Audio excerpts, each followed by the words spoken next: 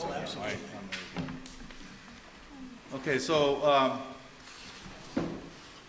it's after 5, so we'll start now. Welcome to our June 30th, 2015 Board of Supervisors meeting. And we were in a closed session. Closed session, public employee appointment pursuant to Government Code, Section 54957. B1, Environmental Management Agency Administrator, Air Pollution Control Officer. There was no action taken in the closed session. So I'd like to start off with the Pledge of Allegiance, if you don't mind. We have our choice. It's supposed to be the one on the left. You got to tell it. I pledge allegiance to the flag of the United States of America and to the republic for which it stands, one nation, under God, indivisible, with liberty and justice for all.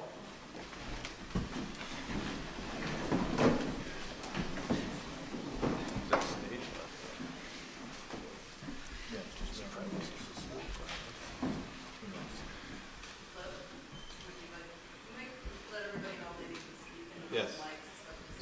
So tonight, these, we just set these things up, these microphones up a little while ago, and we're not sure how they're going to react. I can tell you that sometimes it seems they're real sensitive. If you get close like this, they get really loud, so you got to be careful because they also pop. Okay, so be careful. Especially that one is pretty darn sensitive, and so as the board and committee here.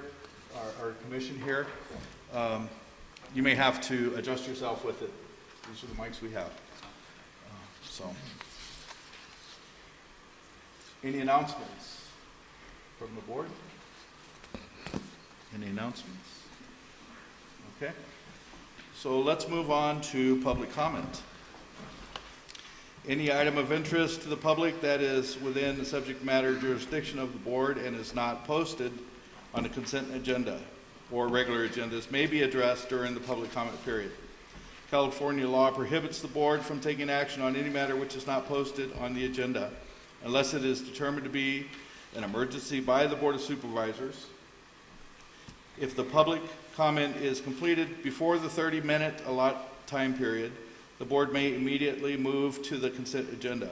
If public comment is not completed during the allotted time period, it will be continued at the conclusion of the regular meeting, regular agenda, in order to provide an opportunity for the remainder of comments to be heard.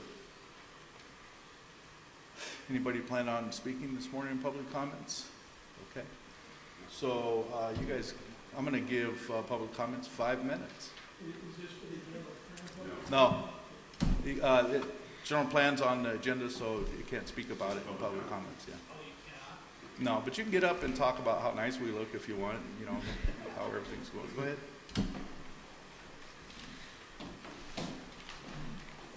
Hello, I'm George Burkhart. Is that good? Hey, get a little closer. Okay, George Burkhart from Copperopolis, and my comment's going to be close to that.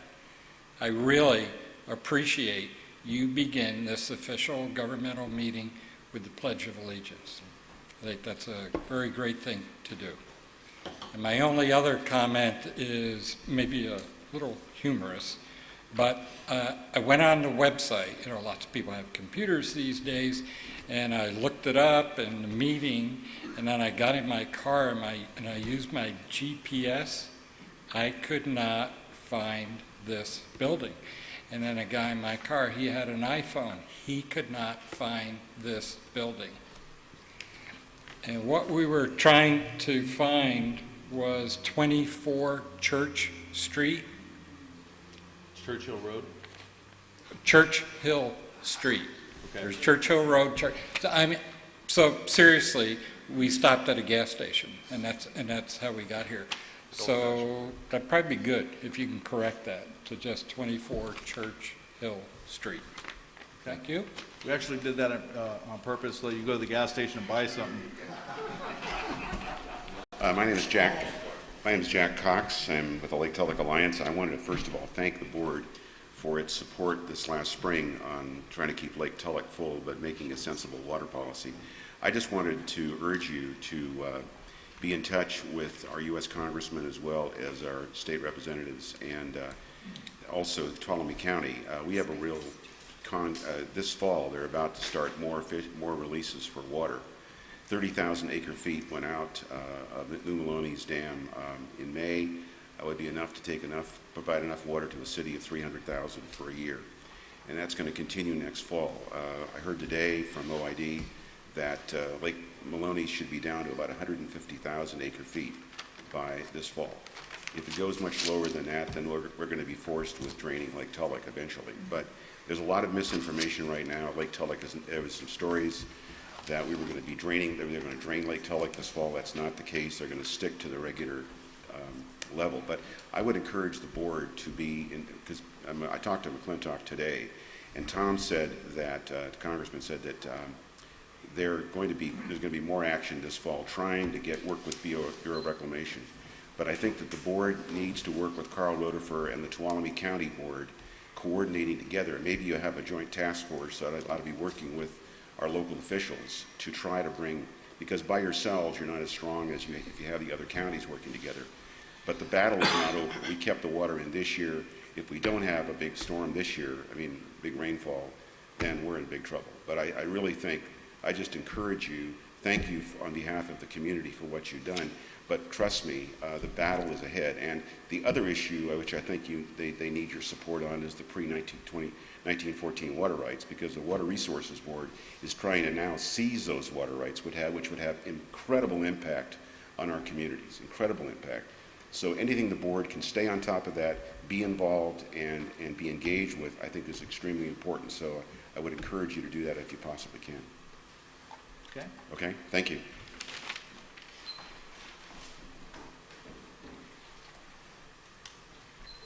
Any other public comments? All right. Any comments from the board? No. No? All right, so I'll make one comment. The governor put a curtailment on water, rationing. Right now it says we can't wash our cars. You can only water your yard 2 days a week, that sort of thing. And we're a county of 85% recycled water. I feel that it would have been more prudent of the governor to consider rewarding the counties that have high rate of recycle, and then by not making those adjustments that he made, and go after the folks that are wasting the water away. If for instance, if you took San Francisco and you had them bring their reuse up to 60%, we'd probably have a lot more water in the reservoirs. So that's just me thinking out loud. Here we are, the resource, everything that we use and reuse goes into the ground, and they use it again down there anyhow. I just don't get it. So anyhow, that's my comments. We're going to go on to consent agenda. Consent agenda items are expected to be routine and non-controversial. They will be acted upon by the board at one time without discussion. Any board member, staff member, or interested party may request removal of an item from the consent agenda for later discussion. Any members of the public wish to remove the one item? You can see that we tailored this agenda for today, right? Any members of the board wish to remove one item? Chair, I make a motion to approve. Okay. I second the motion. All right, so we have a motion to approve an amendment to Rule 28 of the Board Rules of Procedure regarding abstention votes. We have a motion by Supervisor Ponte, second by Supervisor Kearney. All in favor? Aye. Opposed? So it's 4-1, or 4-1 absent. All right. Wow. We're just moving right along, aren't we? Good job, Cliff. I thought I was going to have to set some rules. I will, actually. So we're going to go on to the regular agenda. I don't know if the room's going to fill up or not. It probably will. And if it does, I'm going to say this now, that there's going to be 3 minutes for public comment on the regular agenda. And I'm not going to allow any bad behavior. No hollering. I'm looking at all you guys right there. Especially you, Jack. You know, we try to run orderly meetings and try to be professional, and we expect everybody to do the same. So I know some things get heated up in some instances. That's not, that's the way life is. So if in fact that happens, then I will interrupt whoever is speaking and ask them to knock it off one time. Okay?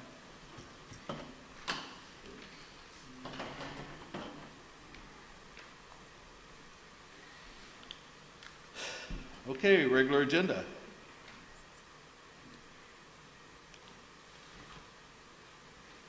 Approve the First Amendment to the lease agreement for real property located at 23 East St. Charles Place, known as Colombo Building, and authorize the board chair to sign the First Amendment to the lease agreement. Admin? Thank you.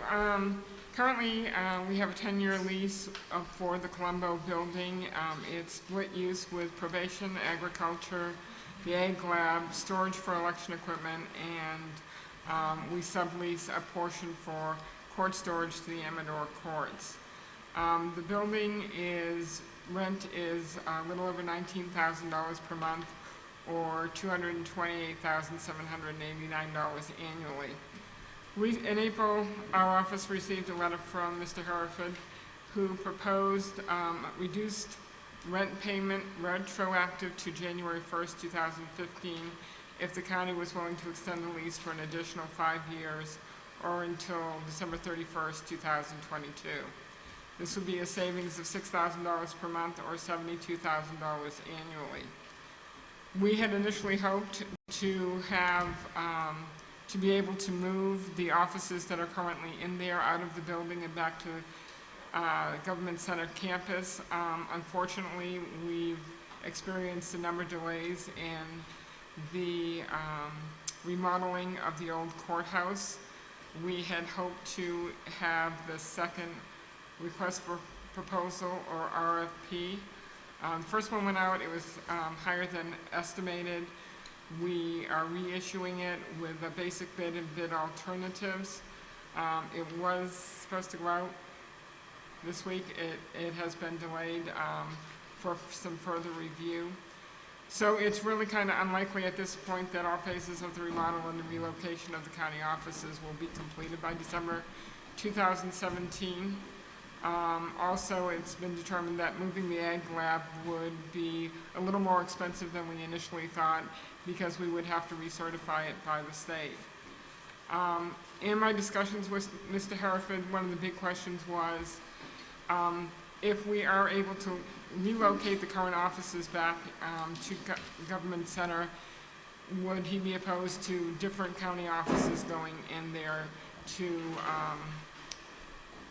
into that office space if probation and ag were to move out? And he said it didn't really matter to him which county offices were in there. Based on the current circumstances and space at Government Center, it is unlikely at this juncture that we could get everybody out of that office. by December 2017, we could get some of the offices out, but I don't believe we could get everyone out. So I'm recommending that we go ahead and do an amendment to the lease, extending the lease for 5 years with a reduction on rent of $72,000 a year. Okay. Any public comments on the matter? That's because then you're from San Andreas, huh? Any board comments? I do have a comment. I just want for the record to be known that both Jim and Yvonne are personal friends of mine. I have no financial interest in this particular building and was not involved at any level for the negotiations of this lease. Okay. Any other board comments? Okay, I do. I originally wanted this building to try to get back to retail space. Downtown San Andreas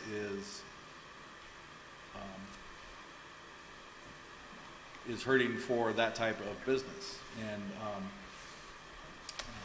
so when Shirley brought this to me, because I met with those guys 2 years ago, and I let them know, that was my direction. When Shirley brought this to me, she was like, "Oh, guess what?" But I understand, but that doesn't mean that we can't negotiate with something or help them find something in the interim. But as of right now, it's an opportunity for us, I believe, because we're going to save that $72,000 a year on that lease, which is $6,000 a month, and that is pretty helpful for the county. So I'm actually in support of this at this time. I'll make a motion to approve. I'll second the motion. Okay, so we have a motion by Supervisor Wright, second by Supervisor Kearney. All in favor? Aye. Opposed? 4, 1 absent. Yes. We have to wait until 6.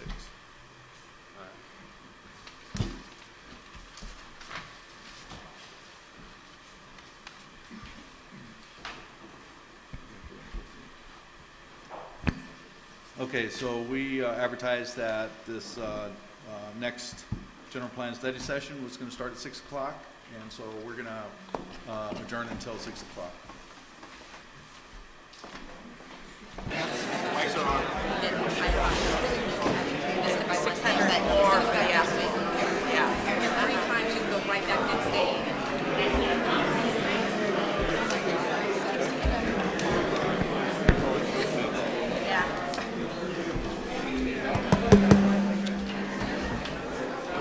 Okay, please find a seat so we can get our meeting started, please.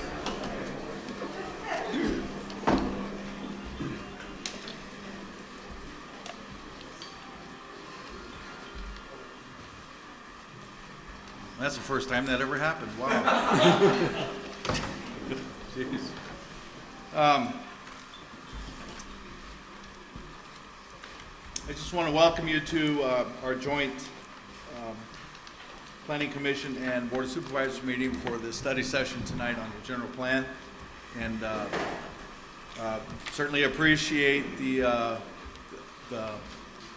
amount of folks that are here. That's really great. It shows that you're really concerned about what happens in your community, as we all are, and we all appreciate that. So.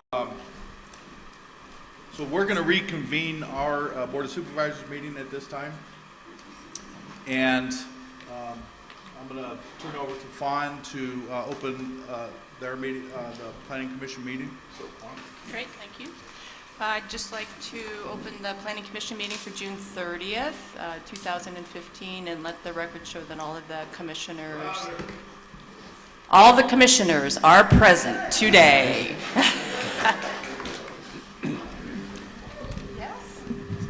Okay, so I just want to go over a few meeting rules. We had the copper group here a little while ago. They're a rowdy bunch, so I had to lay it on them pretty thick. And so we're going to take the time for everybody to speak. So don't feel like you won't get that opportunity. It's an important issue, and we feel that everybody should have the opportunity to speak. So don't worry about that part of it, okay? And then Holly came up and told me how long we're going to have. So we're going to allow 5 minutes. Peter's going to give his presentation, and then after that on public comments, we're going to allow 5 minutes per person. So I hope you guys brought your pajamas. You're going to be allowed to speak one time. You'll have 5 minutes, but one time. Otherwise, it will be a tomorrow deal. And I'd just like to also say that I'm not going to allow any shouting. Be respectful of one another. Be respectful of our board members. And we'll get along just fine. So that's how I'd like to run the meeting. I'm sure that most of you feel the same way, or all of you probably. So, and with that, I'll turn it over to Mr. Mauer. Good evening. We already did that. I just want to mention that we did the pledge earlier when we opened our meeting. We started actually at 5 o'clock. Yeah. Good evening, members of the board, members of the commission, and public. I'm Peter Mauer, Planning Director for the county. Feedback. So tonight before you is the sort of opening night on the draft general plan. There's a lot of feedback. Back in December, we released a draft of the general plan. There was a 90-day comment period provided for the public to comment. It closed in March. We received over 400 comment letters with 1,000 pages or more.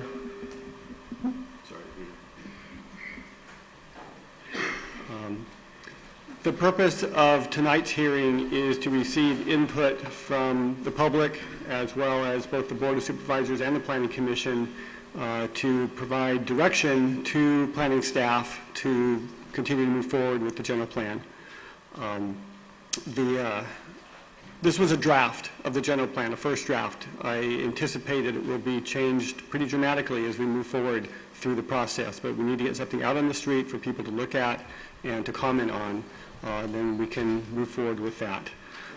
The Planning Commission will start detailed review of the plan starting next week on Thursday, July 9th at 1 o'clock, or as soon as we finish the morning session on other issues. They will then continue on a weekly basis until we've worked our way through the entire general plan, looking at policies, looking at text, looking at land use maps.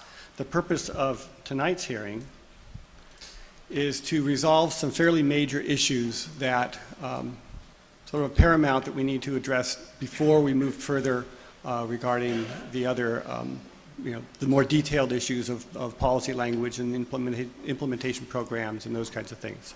So there are 4 major issues that were raised through the public comment period.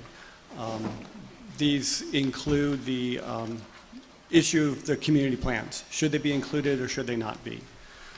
The second biggest issue was just the level of growth that we should anticipate and plan for over the next 20 years, the planning horizon. Third, but not quite as, not raised quite as often, was the inclusion of a water element. And finally, just the format of the plan. Are there components that we should add to the plan? The way is it arranged? Is it organized so that it's user-friendly for both the public as well as the decision makers?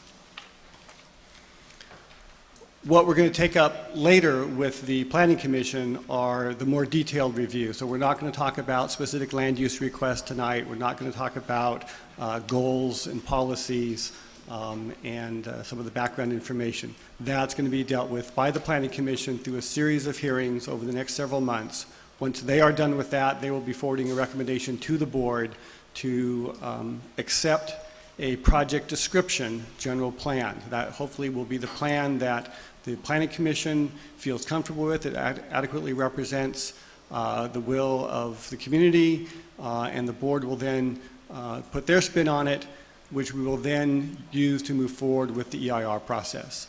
It's a long, convoluted, lengthy process, but we are moving forward, and it's good to be at this point already. So the first major issue has to do with the community plans. Again, it was the most common comment from the letters that we received. Those who supported the community plans were very vocal in their comment letters to us, stating how important these were. Each of the communities in our county are unique. There's no question about that. But many of the communities have very similar desires. So what staff did in the preparation of the draft plan was look at those similarities, include those as policies in the general plan that would apply countywide, and then looked at some specific policies that applied uniquely to individual communities. The belief was that that would sufficiently represent the needs and desires of the communities. Clearly, that did not fly as well as I had hoped it would. And I recognize that there was a huge effort put into development of the community plans in the various forms that they are today. Some that are close to being ready to adopt, some are still in process, some are just sort of in the idea stage of how they might address their communities. This map sort of shows where the communities are located that we looked at through the community planning process. Some of them, the boundaries are taken from the draft 3 map, so that's just more for information purposes. Nothing is concrete at this point in time. Those boundaries can change just as land use can change in the future, just as the determination whether or not the community plans are included will hopefully be resolved this evening. So there are a number of communities spread throughout the county that represent communities, what the word can I use? Where people live, where we've identified that we want to direct our growth, where we have the infrastructure, we have the resources to support development, both residential as well as economic development. I don't know if the colors show up well on this. I just finished this exhibit just before coming over here. And unfortunately, it's a little hard to differentiate between the colors, but what I tried to show with this was the community plans that had been being worked on are in different stages of development. Many of the District 2 communities particularly, as well as San Andreas and Wallace and Rancho Calaveras, have plans that are close to being ready to be adopted. Other communities, they're in the midst of a planning process. There's still some controversy over the direction to go, and it's going to take some more time to resolve some of those issues and get those in a position to be incorporated into a general plan. Other communities, particularly along the Highway 4 corridor, have not even started, or there's just been some preliminary discussion about how to amend or what to do with their community plans. So the options with regarding the community plans are basically 3, that we continue the general plan update without community plans at this point. We could adopt community plans later or not have community plans at all. That would be something that the board would provide further guidance on. We could include those community plans that are in a position to be easily incorporated into the general plan, and then with a commitment to conclude the rest of the community planning process once the general plan is adopted. Or we could continue with the community planning process, get all of them completed, and then finish up the general plan process. The next big issue was the level of growth. What population growth should we plan for over the next 20 years or so. The Department of Finance estimates that the county, the unincorporated part of the county, would increase by 8,900 people in the next 20 years. That's a very low number, and we can meet that without producing any additional homes or parcels. But that's not reality. That's not looking into the future and trying to provide some opportunities for additional development of our communities. The draft number 3 map actually can accommodate in the range of 50 to 70,000 people with a very conservative estimate of build out. I did a quick exercise looking at the complete distribution of land and just a simple mathematical approach of how many acres of land do we have in each land use designation, what's the maximum potential capacity of number of units for each of those, multiplied them and came up with the total. The total number of parcels that could be created using the land use map as shown in draft number 3 was 108,715 parcels. That equates to a population at 2.41 persons per household, which was the census number for Calaveras County, of 262,000 people in this county. Currently, our population is about 40,000, including the city of Angels Camp. So, if you just look at the raw numbers, you think, well, we don't need to provide any additional land for development. But it's not reasonable to think that everything's going to build out at its maximum capacity. There are lands that are designated for certain uses that just will not be developed.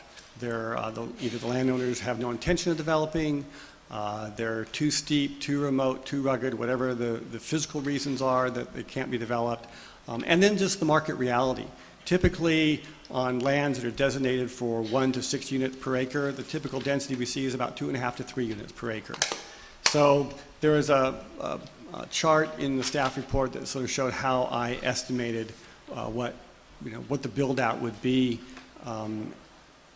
given a reasonable scenario of mixed uses and build out of parcels and the other constraints as well as opportunities. And I developed a number of about 50,000 to 70,000 people depending on what numbers you use for density. But there were a number of comments on both sides of the issue, some that said we should plan for more development opportunities, particularly in the Copperopolis area, and others that said, we need to scale back further. We have, way too many people, way too much for the county to absorb. We don't have the infrastructure, we don't have the water, we don't have the services to support that kind of population. Planning is somewhat of a guessing game.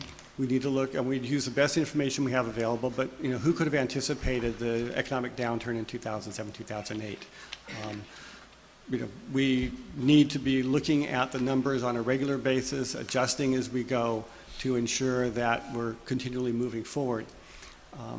I think that the land use maps that we have provide for sufficient amount of growth, at the same time looking at constraints of capacity of services and infrastructure, as well as just the economic demand for housing in the community. However, now would be the time to make significant changes. We know there are a number of requests for different land uses that we've received that we'll be going over with the Planning Commission. Some make a lot of sense. Some think, well, that's pretty far out there, but still something to be considered by the Commission. The draft map does scale back quite a bit on the rural residential, the 5-acre parcels that are allowed in the current general plan, the 1996 general plan. And that is something that is a contentious issue and something that I'm sure you'll hear a lot about tonight and over the next several months as we go through the land use map with the Planning Commission. The other thing to keep in mind with the growth projection is the linkage between that and the infrastructure needs. As we plan for a population of a certain amount, whether it's 50,000 or 250,000, we need to make sure that we also plan for the road capacity, the sewage capacity, the water supply, power and communications, and all those other things that go along with a community of any size. And that will also drive the costs associated with providing those services. So those are things to try to balance between the needs and desires of property owners and the costs associated with supporting a land use pattern of any type, whether it's a smaller condensed land use pattern, focusing growth towards the communities, or it's a more dispersed pattern that's provided more or less in our current general plan. So that was issue number 2. Just for quick comparison, this is the current land use map. The yellow is the 5-acre parcels. Green is some more agricultural land. The various shades of gray are the areas we've identified for community development. This is draft number 3. The colors don't match, they're not the same color scheme, but the blue color are the 5-acre parcels. The light green is more the agricultural resource use. The dark green is resource management, which is land owned by the state or federal government. And then you can see where the red and the pale yellow colors are the more urban land uses. So the options for growth are, sort of maintain the levels more or less. There will be some changes as we go through it, but more or less the same level of development as proposed in draft number 3, or increase or decrease that.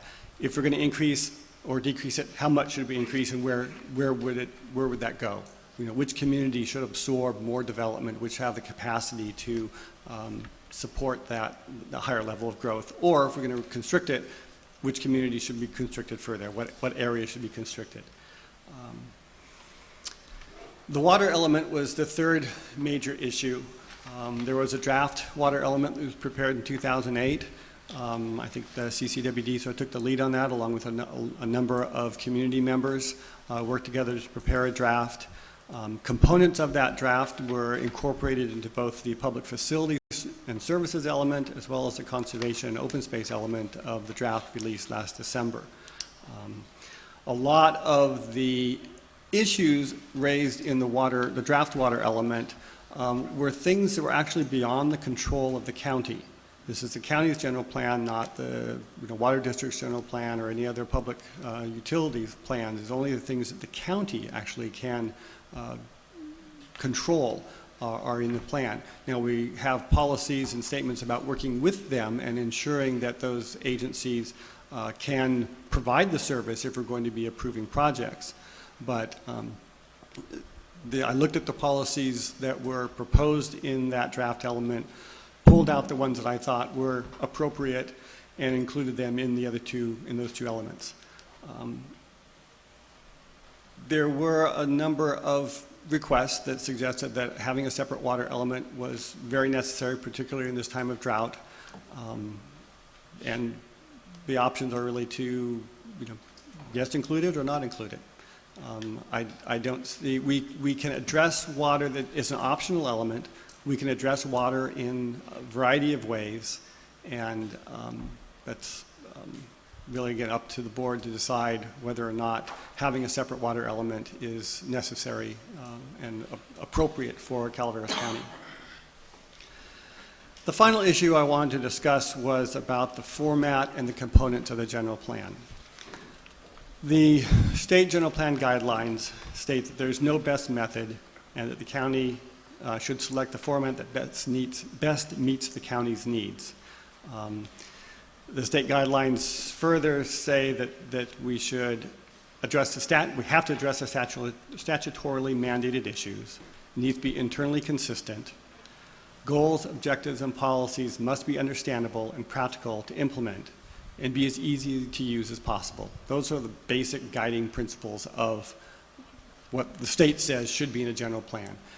And I've reviewed a lot of county general plans recently, and it's all over the board. Counties have developed plans the way they think is best for them. It doesn't have to have every single component that is identified in the guidelines. Some of the suggested components were that we should have a vision statement. There was a vision statement that was prepared in 2008. I'll get to that in a moment. We should have measurable objectives, targets that we should shoot for that are measurable as we go along through the process. The way that we set up the draft plan was that the implementation program was at the end of each chapter. Another way to set that up is that after each policy, or after some policies, you identify what the implementation measure is, so it's sort of leading from the goal to the policy to the measure. Then you go to the next policy, and there'd be another measure after that.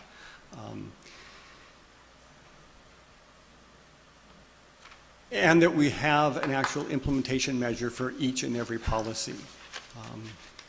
Finally, there was suggested that we needed to have timeframes to identify when some of these things were going to be done and who was going to do that. This is, there was a draft vision statement that was prepared in 2008 by the consultant Mintier Harnish. There are copies of that on the back table. Hopefully everyone was able to pick a copy of that up when they came in. I included it as an attachment to the staff report. It's also available online. There are a number of guiding principles that were identified. And apparently this was done through a series of workshops through the community, and the board was involved, but they never went beyond this. I think it was last reviewed in 2010, although I'm not sure. The record is a little unclear when the last time this was reviewed. It seemed to have some general consensus, but again, no formal adoption of these principles or this vision statement.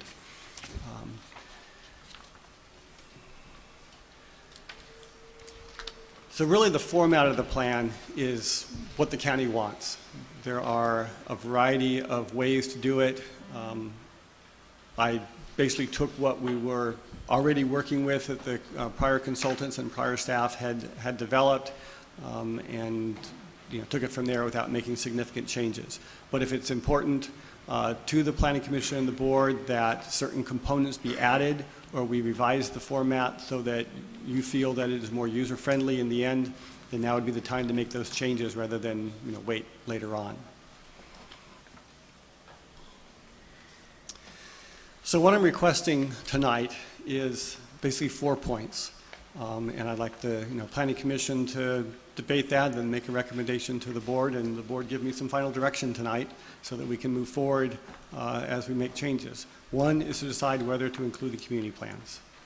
The second is to determine the level of growth for which the county should plan for over the next 20 years. Decide whether to include a water element, and then discuss and provide direction regarding the format. That's my presentation, and I'm open to any questions you might have. Okay. I think Mr. Tuno had raised. Mr. Juneau? I thought I heard somebody else clear on their throat down there. Yeah, it was me. You mentioned that the draft 3 map made a lot of changes in, reduced the number of small acreage parcels considerably. Is that a fair statement? Yes. Let me ask that again. It didn't reduce the number of parcels, right? It reduced the land area that would be appropriate for low-density or rural residential future development. It does not affect any existing parcels. All existing parcels are, that were legally created, are there. We try to recognize that for the most part by the land use map that was created. That's why we have these sort of areas of blue out there recognizing the area that's predominantly 5 and 10 acre parcels.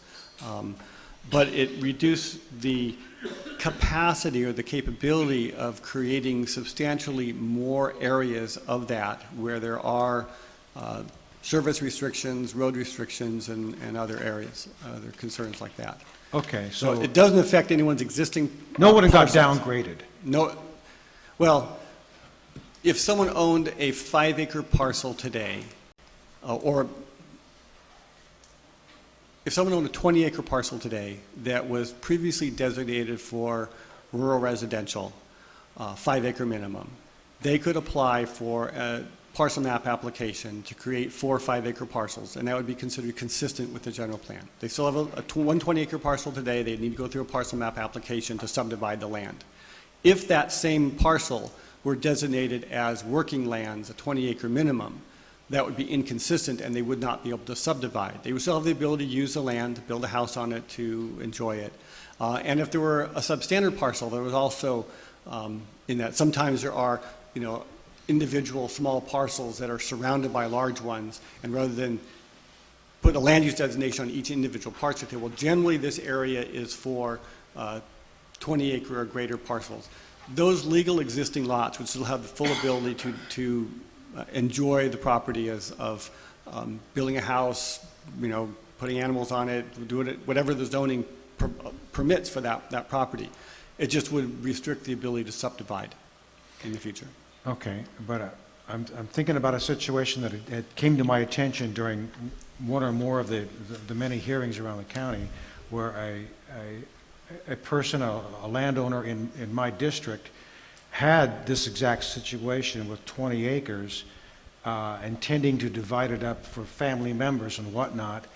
And I can't, as I sit here now, remember whether or not it had been previously designated for 5 acres, and then that was removed under the draft plan. Are you saying that that's not the case? That could be the case. It could be the case. That could be the case, yes. Okay, so that's what I meant by downgrade, Okay. in effect. Yeah. There have been people that bought land with those intentions, and now they would have to, you're not saying they can't do it, but they would have to make special application for that. Well, they still have to make a special application anyway. You have to file a parcel map to subdivide land, and a parcel map or a subdivision map, depending on how many parcels you're creating.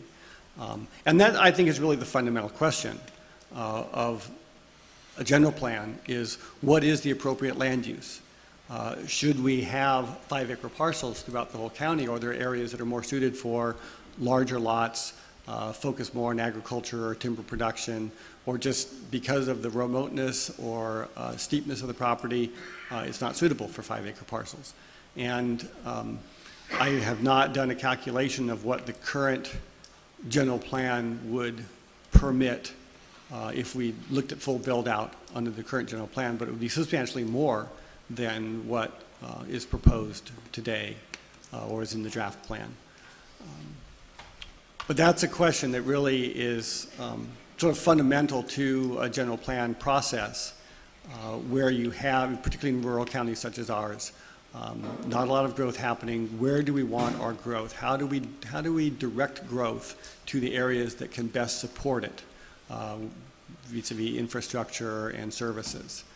The cost of providing fire protection and school transportation to a large dispersed population is costly. That's not to say that there are, people still can't, build and, use the land out in the country, but to encourage additional development of that style. This was something that I think prior boards have looked at. Draft number 3 is the third draft of the plan that has been reviewed by the public and the board. And those previous drafts also looked at that very issue and determined that a scaling back of those rural residential parcels is appropriate. Was that the case with respect to the 96 map? Was it scaled back from the previous version? That I do not know. What problems would you see, well, maybe I'm going to be able to answer my own questions. What problems would you see if the 96 map were simply kept in place, then development would be determined by various factors, including marketplace, demand, and various limitations, including infrastructure and whatnot that you've just delineated. Yes. Is it possible to work with a system like that, or is that too loose in the view of a planning expert? Does it have It to? would require that we analyze the potential of that type of development. And loose, I don't know if that's really the proper term, but lack of any other term, I'll say, okay, yes. If the intent of the board, intent of the county, is to direct growth to certain areas, then it's sort of a carrot and stick proposition. You want to constrain the areas that you don't want to see growth occur and encourage growth where you do want to see. And that's the purpose of all the policy statements and the land use maps. Okay, here's the areas we've identified that we feel we can support the type of development that we want to see. Commercial development where there's water and sewer and infrastructure to support it, higher density residential near our schools and parks and within walking distance of shopping, and a certain amount of area for rural land use, and then protecting our resource-based industries of agriculture and timber and mining. So those are the fundamental questions. The tough part is, how do we do that? What's the best way to go about doing that? And so I think that the first line of question is, what do we want to see our county look like in the next 5, 10, 20 years? Do we want to see, and that gets back to, I think, that vision statement issue. Do we want to see, certain types of communities where it's walkable, just some of the buzzwords that are out there today, sustainable communities kind of thing. Or do we want to provide a broadly dispersed land use pattern that allows people to subdivide land? Those are fundamental questions that ultimately it's a policy decision of the board.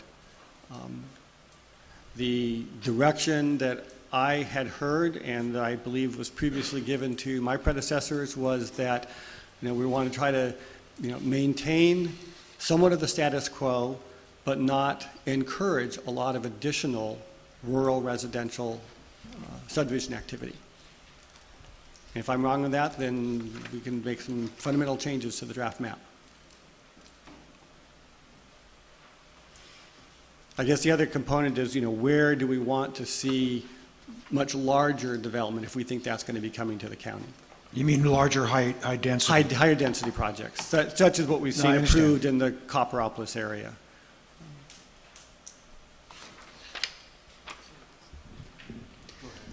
So the balancing issue of, we can provide a supply, an oversupply of land use to accommodate individual property owners' desires for their land.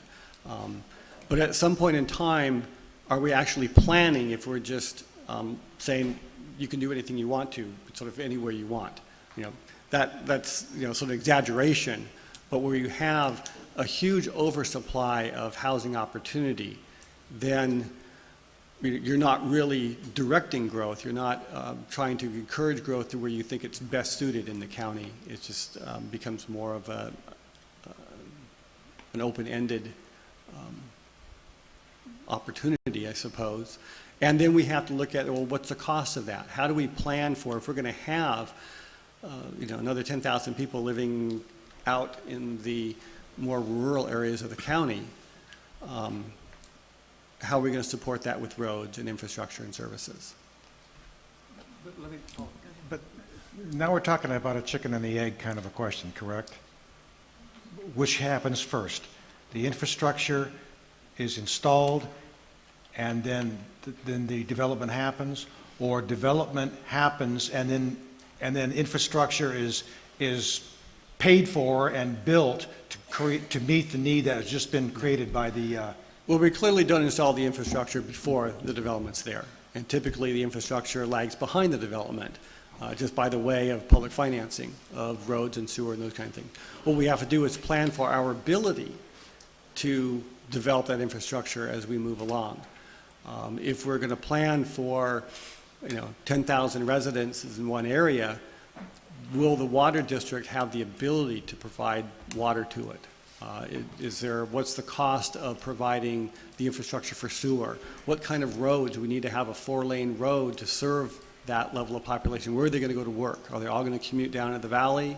Those are the kind of questions we need to look at. True, when it comes time for approving the project, you will have thresholds that say you can't build until the road's in. You can't build until the water lines are in. We won't build that up front. The developer will be responsible for funding that infrastructure either through the county for road, public works projects, or through the various water and sewer districts, or build it themselves and then turn it over to those agencies. But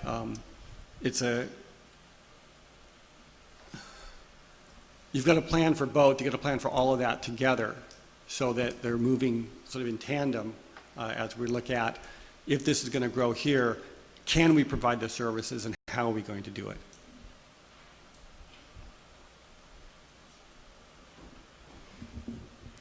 Peter, you used a 20-acre parcel as an example being divided into 5-acre parcels. Isn't there an ordinance on the book that right now prevents anything under 40 acres from being subdivided unless it provides sewer and water? There is a policy that the board adopted several years ago that does limit the ability of the county to approve more than a 2-lot split unless it's 40 acres or more as a means to try to limit development that might be counterproductive to the direction that the plan might go. So with that ordinance, growth is already restricted? It's not an ordinance, it's a resolution. Okay. And it's temporary until such time as the general plan is adopted. Okay.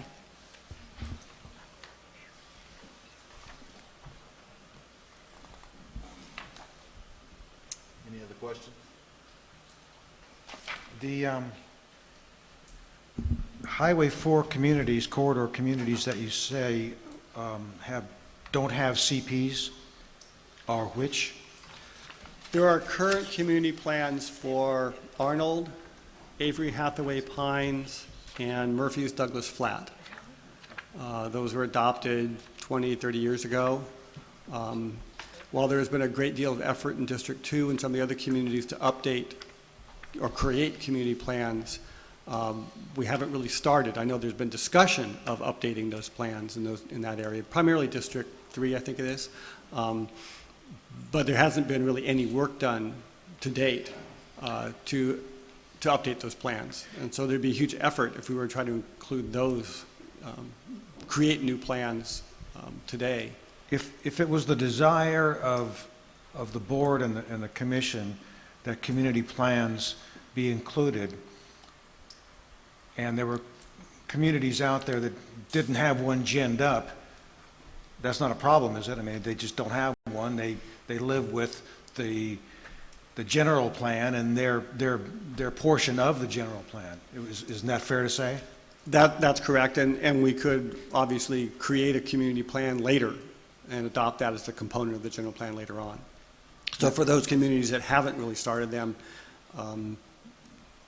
that's really sort of the approach that we were taking overall, that, yeah, we would continue to utilize or to work on these on the community plans, but after we adopted the general plan. Now, do the community plans, is there any problem with the formatting? When you read the general plan, you see policies and goals and 1.1, and it has a certain format that it follows. The community plans, would they need to be reformatted to comply with the requirements of a general plan in that sense? The formatting is really sort of a minor issue.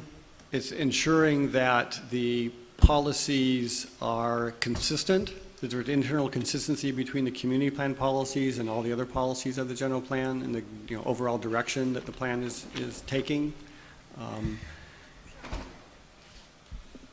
That's the key issue. One other question about community plans, please. With respect to, I'm sitting in the easy chair here. The Rancho Calaveras District 5 is kind of a done deal. I mean, I've got it easy. It's the design is there, there's really not much you can do or needs to be done. I understand how the Valley Springs community plan came about. I'm much less familiar with how the various other community plans came about, and my concern is, are they really community plans, or who wrote them? How were those people selected? Are they really a community plan, or did a few people of prominent citizens get together and decide, hey, we can do this? How did that come about? Well, my understanding, and I wasn't involved in any of that, it's a variety of different manners that came about. I know that in District 2, the supervisor at that time went out to the communities, spoke with interested members of each of those communities, suggested that that would be in their best interest to do so. Committees were formed. I don't know if they were formal appointees or just sort of an ad hoc committee of self-appointment, but they worked with. There was some nominal involvement of staff in those to try to assist those communities in developing some of those plans. But there was at least an elected official that sponsored their effort? Yes, I can say that. In other areas, such as Valley Springs, there was a grant that the COG applied for through Caltrans. I'm not sure if a similar thing happened in San Andreas.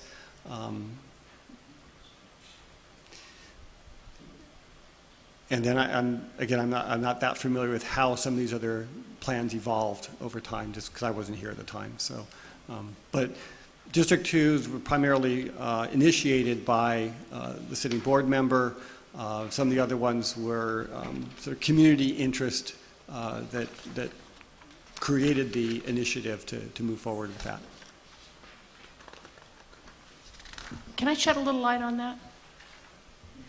Your meeting? Okay. Commissioner Tuno, I know that I was actively involved in the McCollum Hill community plan. McCollum Hill already had a community plan. A number of the District 2 communities didn't have one, but they wanted one. And so they were basically empowered by the Board of Supervisors, who told them, if you guys want a community plan, what you need to do is you need to organize yourselves, and as long as you track with the general plan update, because you're not going to hold us back, as long as you track with them, with the development of the general plan, we'll include them. So it was really that simple. They said, go forth and plan. Now, in hindsight, it would have been good to say, go forth and plan, and here's a template, but that didn't happen. So all these communities held town meeting after town meeting and task force, and had their community plans submitted in 2008, which was the deadline. After that, as the county continued refining the draft general plan, between 2008 and basically 2012, worked with staff to fine-tune those plans to make them compatible with the draft general plan at the time. So there was really it was quite organized from the county's standpoint, as far as, and clear, I think, to the citizens, that we're going to comply with the ground rules you set up. And that's why there is such disappointment about the deletion of them. I understand that completely. So in District 3, it was a little bit different. It was just a phone call from the supervisor in the district that said, do you want to serve on the committee? That was 17 years ago, and I said, yeah, I would like to. Staff didn't attend, but it was a select few of hand-picked people. We didn't have any town halls. That committee fell apart. More committees were established. They fell apart. It took about 3 separate committees to get that plan done. But the Arnold area plan is 17 years old. It was a 15-year plan with an expiration date that expired.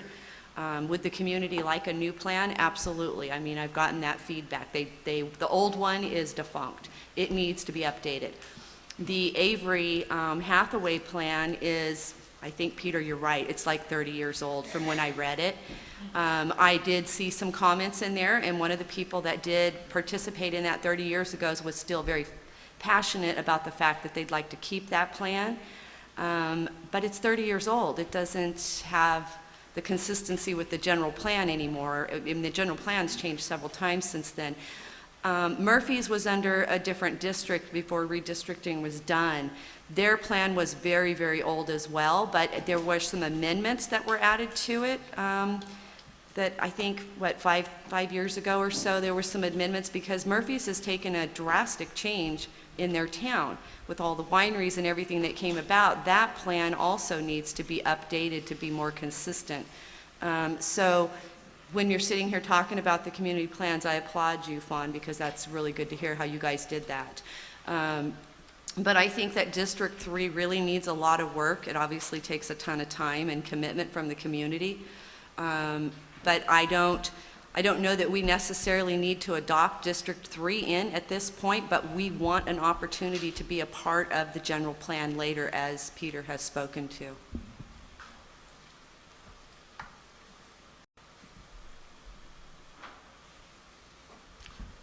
Well, Copperopolis had a general plan that was worked on for years. My brother was on it.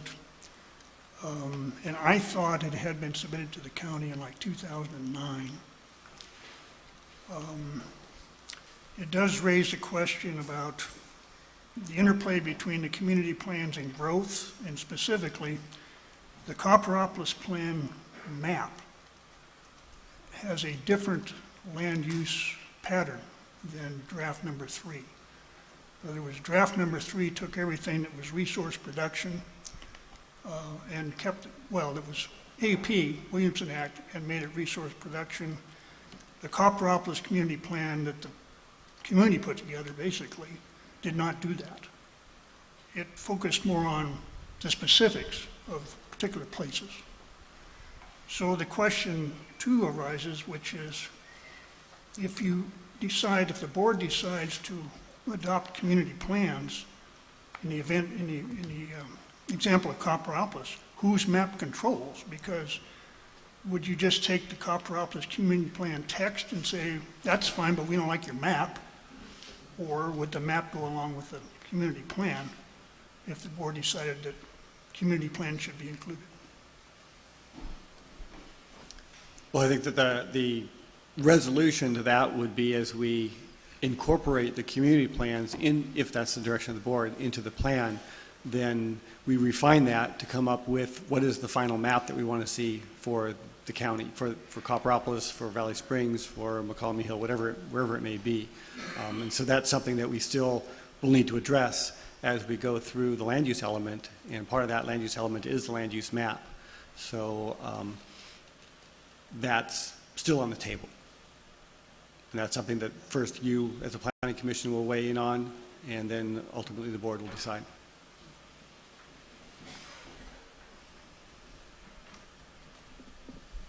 Okay. Fun.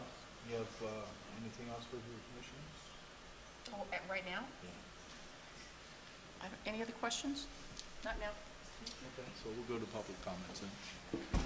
Okay, so we're going to start the public comment period.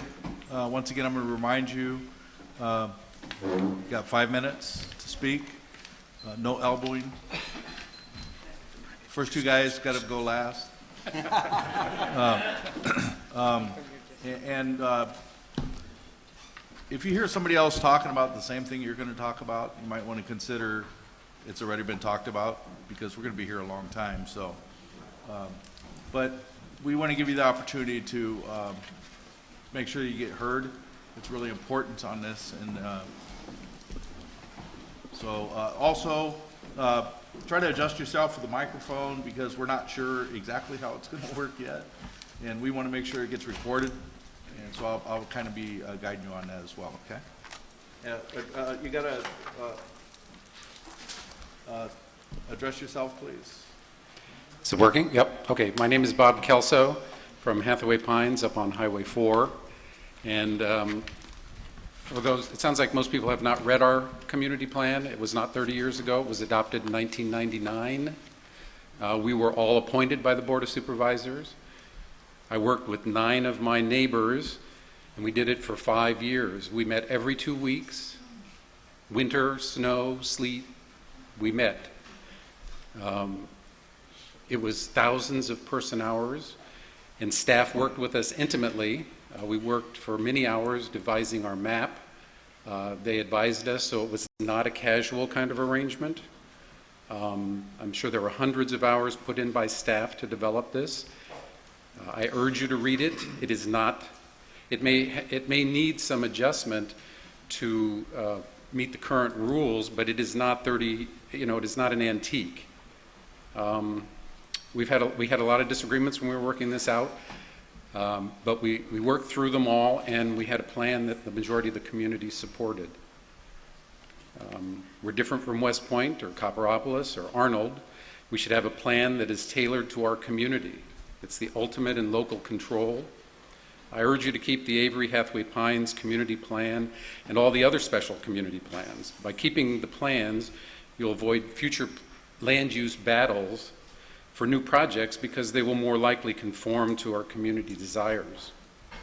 There are a number of items in our plan that are not in the proposed general plan, so it isn't accurate to say that everything was included in there. There are a number of things that aren't, and I wouldn't expect them to be because they're specific to our area. Thank you.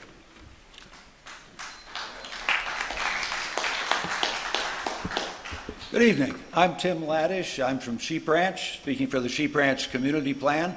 I'd like to ask at least a couple of people who are also here from Sheep Ranch to stand up that have helped on this plan.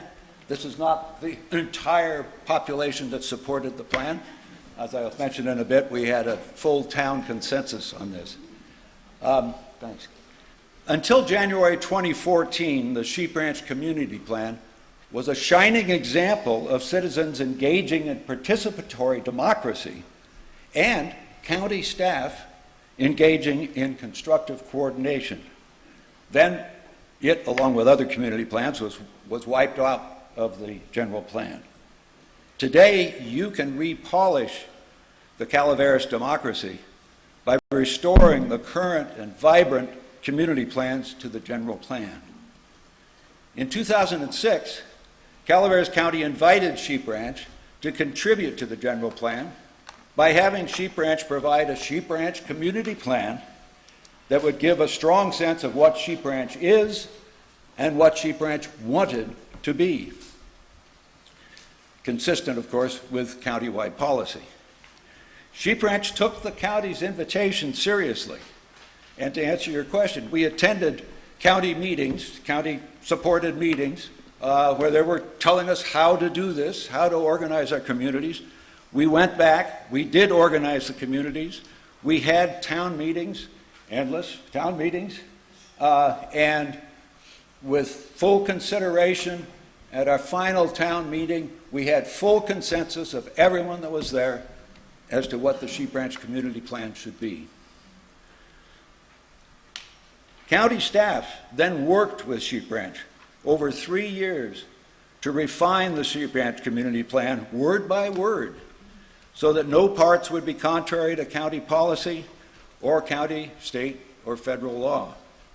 As revised, the Sheep Ranch Community Plan was presented by county staff to the Planning Commission in 2012.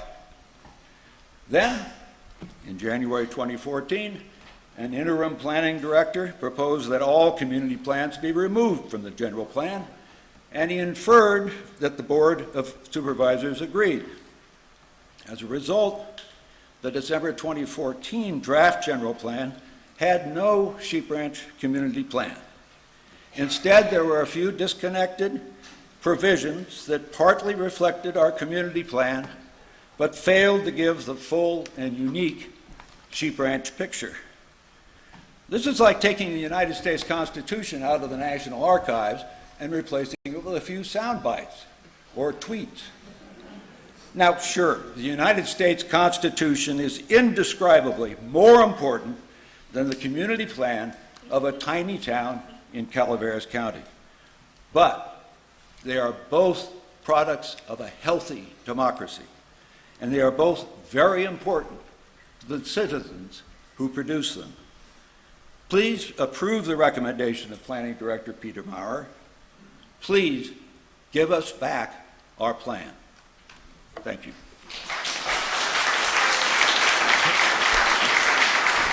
Madam Chair, can we ask questions of speakers now? Or Cliff, are you, Yeah, I'm not a Madam Chair, by the way. I don't think I think it's let's not Cliff's do that. decision. I didn't know who had the baton at the moment. It's Cliff's baton. Close in charge. Cliff, can I ask questions of a person that just spoke? Yeah, I think we can do that. Can you give me an example of what, from your plan, didn't make it into the draft that you thought was an important element? Well, one thing, and there are many specific things that didn't make it in, but one of the most important... Give me the best one right here. In the interest of time, give me the good... What I'm going to tell you is not a specific thing. It is the vision of what Sheep Ranch thinks Sheep Ranch should be. It's a historic jewel of Calaveras County. We are not interested in development. And as I say, we had town consensus on this. We want to be a place that people can look to and say, that's Gold Rush, California. Not being a state park, not being anything else, but citizens wanting to maintain their town in a manner that is suitable to a truly rural community. And that's very hard to state in one element of the general plan. But there are things such as maintain mother lode style architecture as a recommendation. But basically the vision was lost, in your opinion? The whole, okay. Yes. Thank you. That's the main loss. Thank you. My name is Steve Gill. I'm from Glencoe. There's a lot of people in the front row here, a bunch in the back row. Up in District 2, probably hundreds, if not thousands, of people hours went into our plan. A lot of work.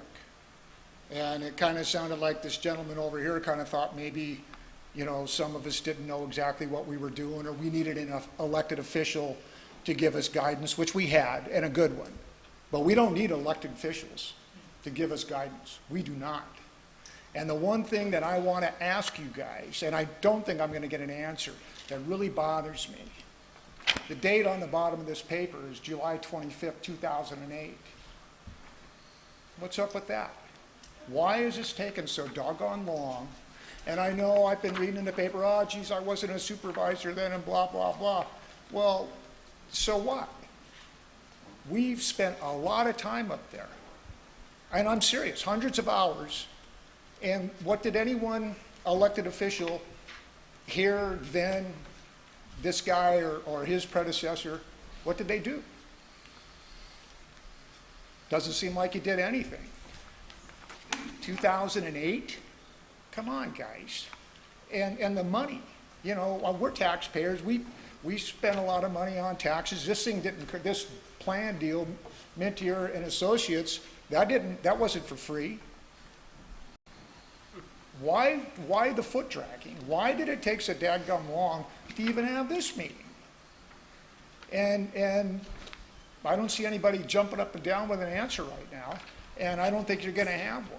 And I just want to express to you our frustration, my frustration, living up in District 2, where I think a lot of people sitting behind these desks couldn't even tell me how to get to Wilseyville. Maybe the guy who, Mintier and Associates, did they ever come up there? Did they ever come up and look around Glencoe, Wilseyville? We have a lot of historic stuff up there. Nobody, I don't have a lot of confidence in you folks, and I'm only speaking for myself. And I mean no disrespect, but we feel kind of disrespected. What pressing issues were there facing the Board of Supervisors in the last 7 years that this had to get put on the back burner? Thank you.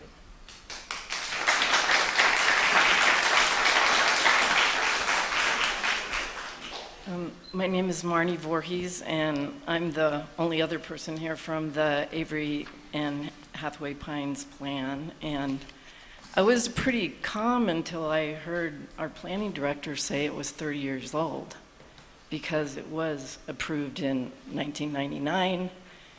I don't think anybody here has taken a look at this. It's a very good document.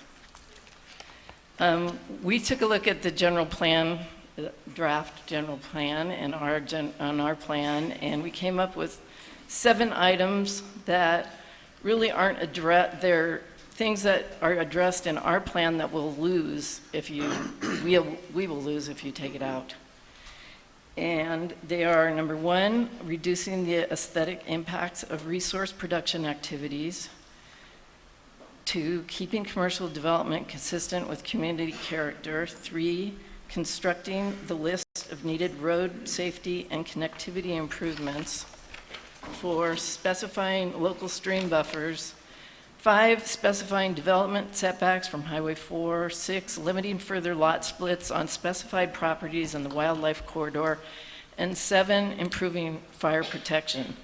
And we had on our committee Bob Kress, who was the local Stanislaus Forest person in charge of fire protection, and actually our local hero who put out the Old Gulch fire.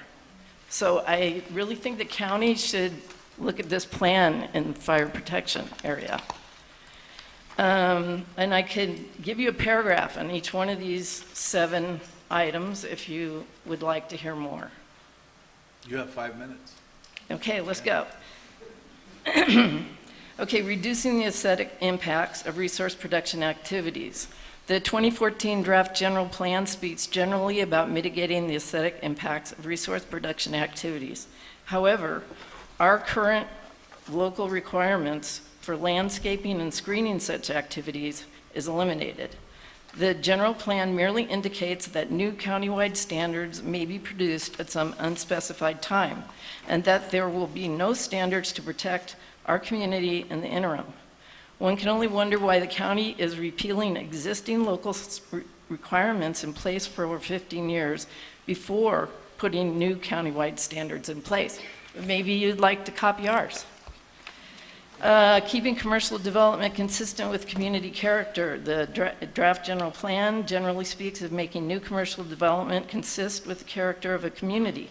However, it eliminates Avery Hathaway Pines' local requirements for planned developments for commercial development. It eliminates our local economic development criteria. It eliminates the requirement to maintain the area's forested appearance. It eliminates the requirement that State Route 4 commercial development occur only in designated centers. 3, constructing the list of needed road safety and connectivity improvements. The general plan calls for an adequate road system for vehicles and pedestrians. However, it eliminates our list of desired local road improvements for safety and connectivity. It removes the requirement for right-of-way acquisition, and it eliminates the requirement for major subdivisions to provide a bike pedestrian trail on one side of the road. 4, specify local stream buffers. The draft general plan generally calls for protecting water resources. However, it removes our local program to inventory water resources. It also eliminates our specific local streamside buffers. While the 2014 draft general plan promises to create new countywide streamside buffers, it provides no specific deadline for completing this task and provides no interim standards to protect the streams in the meantime. 5, specifying development setbacks from Highway 4. The draft general plan seeks to maintaining scenic resources along scenic highways. However, it eliminates the buffer from Highway 4 in our current community plan. The draft plan calls for developing standards to maintain these scenic resources at an unspecified time in the future, but provides no interim standards to protect these resources in the meantime. I could just skip the wildlife corridor and go on to fire protection. General plan includes a review of new development to ensure that it meets the fire codes and standards. However, it eliminates our local policy to expand fire protection services, to cooperate with controlled burns, to develop fuel breaks, to meet fuel reduction requirements, to require fire management plans, and to require buffers for development projects adjacent to national forest lands. Thank you. Thank you.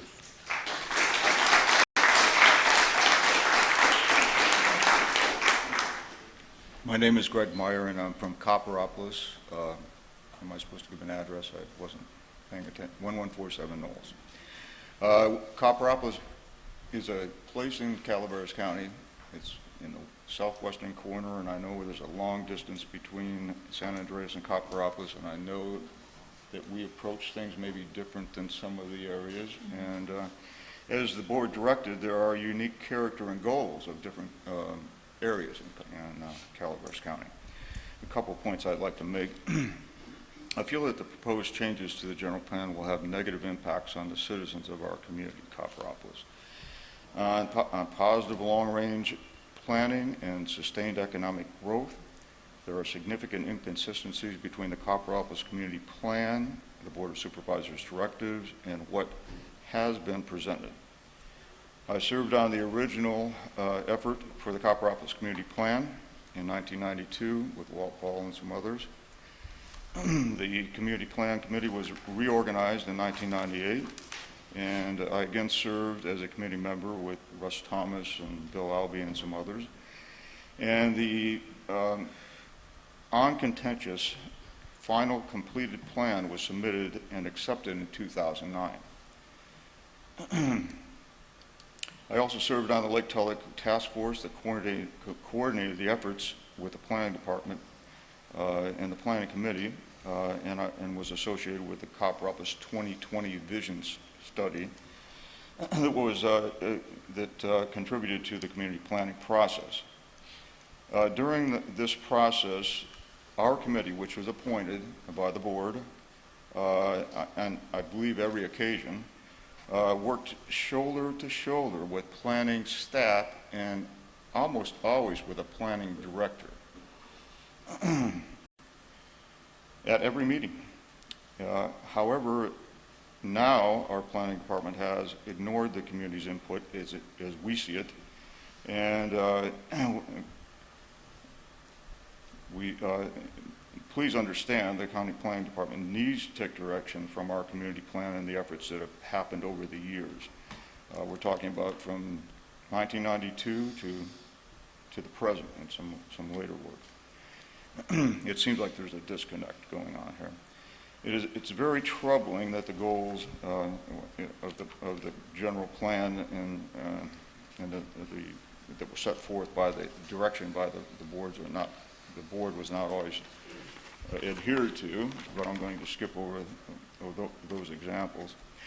The planning department's proposed general plan update has significantly shrunk, eliminated, reduced, or oversimplified the recommendations for the from the Copperopolis community's input, primarily in regard to the map, if now the text is back in good graces. The option for future economic growth that the planning department has removed due to this must instead remain open and available. It appears through the planning department that the planning department simply ignored the community's desires and embraced, I hate to say this, in our case anyway, environmental obvious policies of reducing future land use designations in a wholesale fashion. If embracing these policies is allowed, I fear for all of us who live and work in our Copperopolis area. On the other hand, I recognize there are always changes to land use designations that need to be made to comply with zoning changes that have occurred, etc. There should be downgrading or upgrading of designations where reasonable, but this seems like a mad rush to reduce land use designations to resource production or similar designations, and from our point of view, for what we look towards from the county, it seems to be irresponsible for the Copperopolis planning area.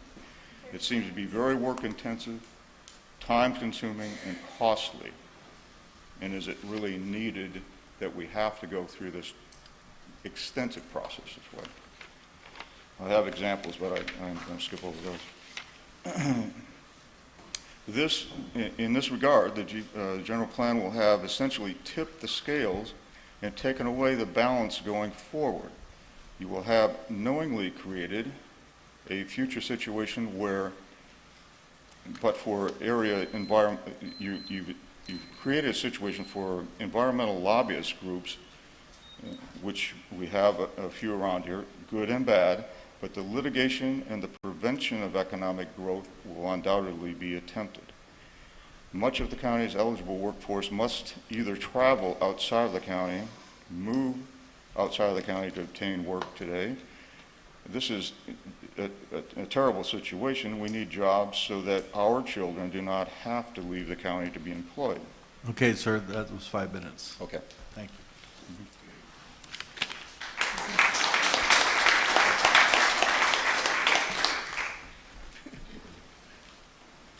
My name is Keith Talia.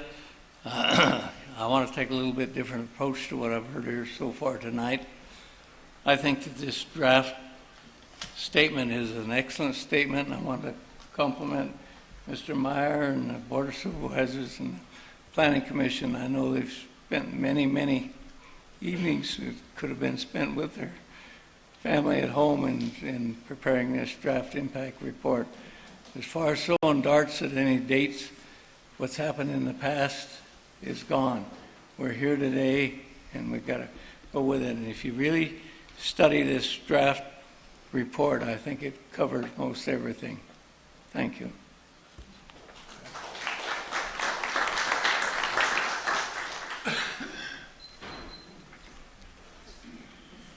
Good evening. My name is Dave Haley from Murphy's, formerly from Copperopolis. Sorry for my voice. I'm having a hard time tonight speaking. In Calaveras County, a single vision with land use plan policies and goals would be a detriment to our diverse and unique communities. Each of our communities is separated by a distance of sparsely populated open space and has distinct characters. Most communities should have its own community plan and vision for its future. This vision should incorporate a long-term community center boundary to identify possible future growth. This allows for flexibility of development timing and road access to all areas within the boundary. Some entitled projects will move forward and some will not. Identifying the long-term land area will provide the community with a framework and flexibility. The land areas within the community center boundary not yet developed or entitled should be identified as future specific plan area or future community center. Either description requires additional project environmental review at applicant expense. This will help assure that we keep our country character with two-lane roads over the long term. State of California general plan guidelines recommend that the plan should include a long-term planning component of 35 to 40 years for the major infrastructure such as roads. Most of us will live through two long-term planning periods. Environmental requirements within the community center boundary versus general land areas should provide for the ability to grow for economic prosperity while keeping the desired long-term community center community character and quality of life.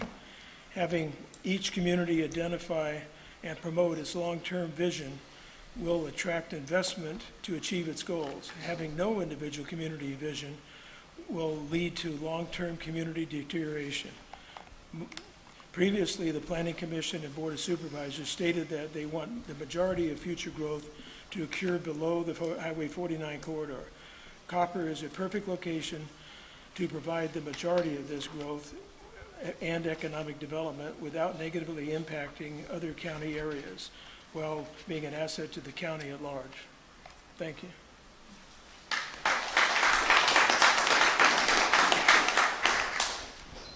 Julia Costello from McCollum Hill, and I feel like people are weighing in on their community plans, so I wanted to just clarify that McCollum Hills had the same large entourage of any citizen who was even interested in being on it. We had a list of 60 names that came to the monthly or bi-monthly meetings, or at least were sent emails. Not all of them came every time.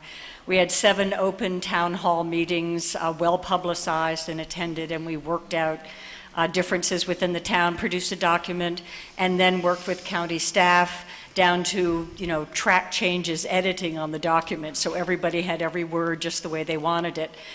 So we, we're clearly kind of stunned when we were told that it wouldn't be necessary, and, we didn't need our plan.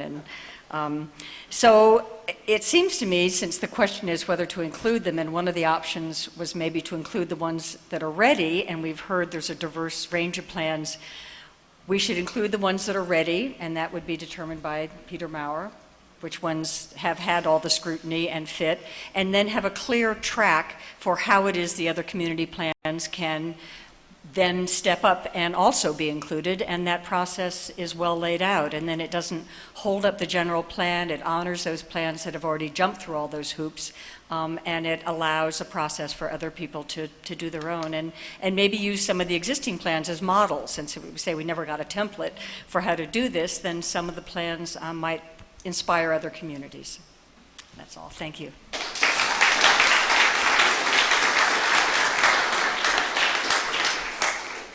Hello, thank you for letting me speak. My name is Roy Hogard.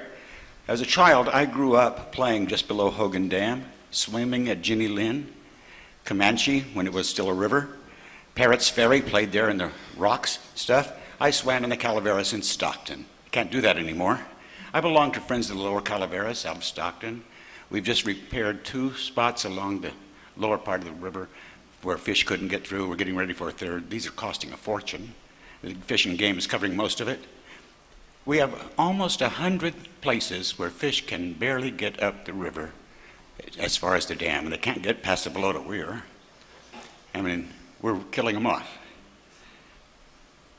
Number 9 on your agenda talks of water quality and water rights.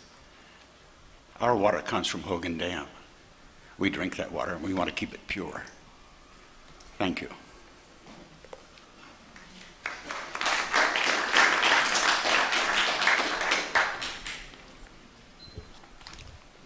Good evening. My name is Scott Thayer. I'm Senior Vice President for Council and Cook. First of all, you have a huge responsibility on this plan.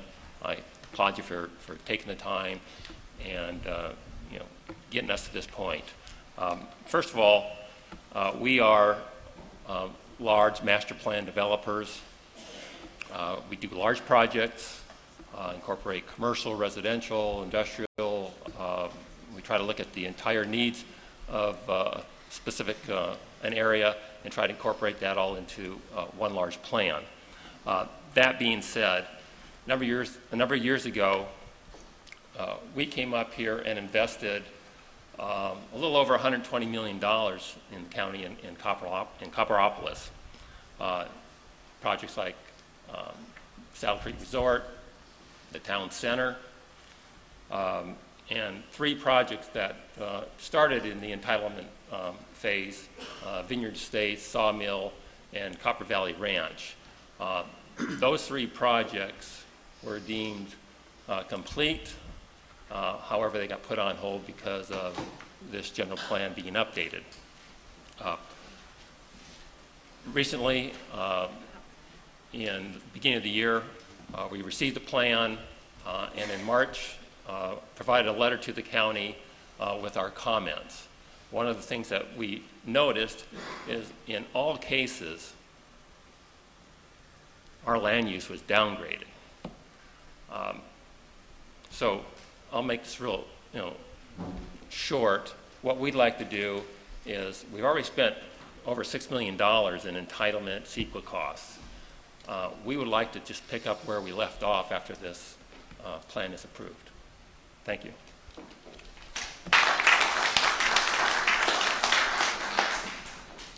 My name is Brock Estes. I live on Laurent Lane on the hillside directly facing the Hogan Rock Quarry, site of the proposed hot asphalt plant above the Calaveras River. Bad idea, but not my subject tonight. I'm probably going to waste your time, so if anybody wants to stretch their legs or hit the bathroom, I won't feel disrespected. Because this has just come under the category of the unexpected. What do you do when the unexpected hits you upside the head? And 2 examples. You probably all know that Stockton recently came out of bankruptcy. Well, there came a time 2 to 3 years ago when the minor creditors had accepted a haircut, but the major creditor, Franklin Templeton, hadn't. They went to court, and the judge ruled in their favor, basically saying to the city of Stockton, you have to sell off everything you own of value to pay these people. And it so happened that the Army Corps of Engineers owns a very thin strip that goes all the way around the Hogan Reservoir. It's a mile wide and an inch deep. It's not a mile, it's not a half mile. And all the land behind that in a certain portion was owned by the city of Stockton. And the city of Stockton was ordered by the judge to divide that into parcels and sell it. I think there was something like 40 to 80 parcels. Well, a sign went up out there, land for sale, lakefront property. At least one person bought because I saw a prefab house put in there that hadn't been there before. And then a subsequent judge said, no, Franklin Templeton, you got to take the haircut. Stockton doesn't have to do that. They settled on it. The sign was taken down. I think the land was removed from sale. But I'm just wondering what you would have done if all of a sudden 40 to 80 people bought lakefront property to build housing, and maybe you were called upon to provide services, and all of a sudden an area which you hadn't planned being a community all of a sudden became one. So I'm just kind of a cautionary tale. The other one is, this is even more out there. I've heard a lot of talk that back during the gold rush, the price of gold was such that the large veins were mined thoroughly. But a lot of the smaller veins weren't really worth excavating the gold. As the price of gold raises, what if the price of gold spikes so much that all of a sudden there was a second gold rush out here, and those small veins, which I believe are still there, were all of a sudden very desirable to mine? So I'm just saying this has been tales of the unexpected.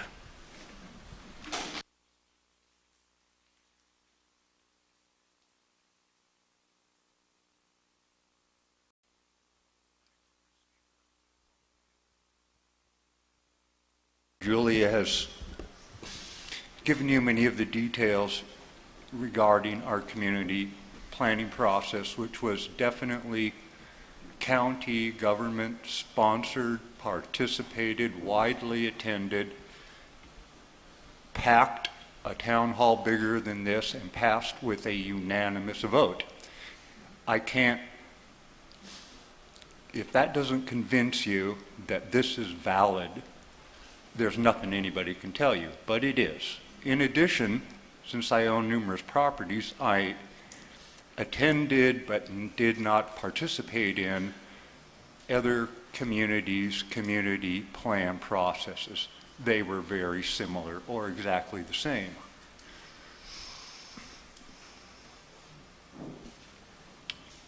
But you've heard a lot of this. I think that I'd like to talk about bigger issues. Respect. Now there's a good word. How does Calaveras County government respect we taxpayers who pay the bills? How does Calaveras County government respect we taxpayers who pay your wages?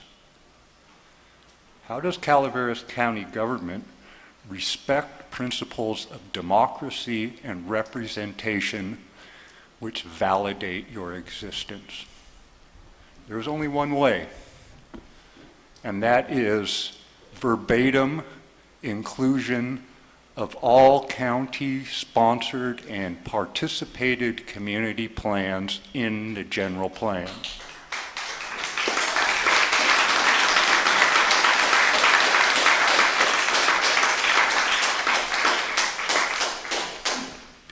Good evening. Vicki Reinke, Calaveras County Republicans.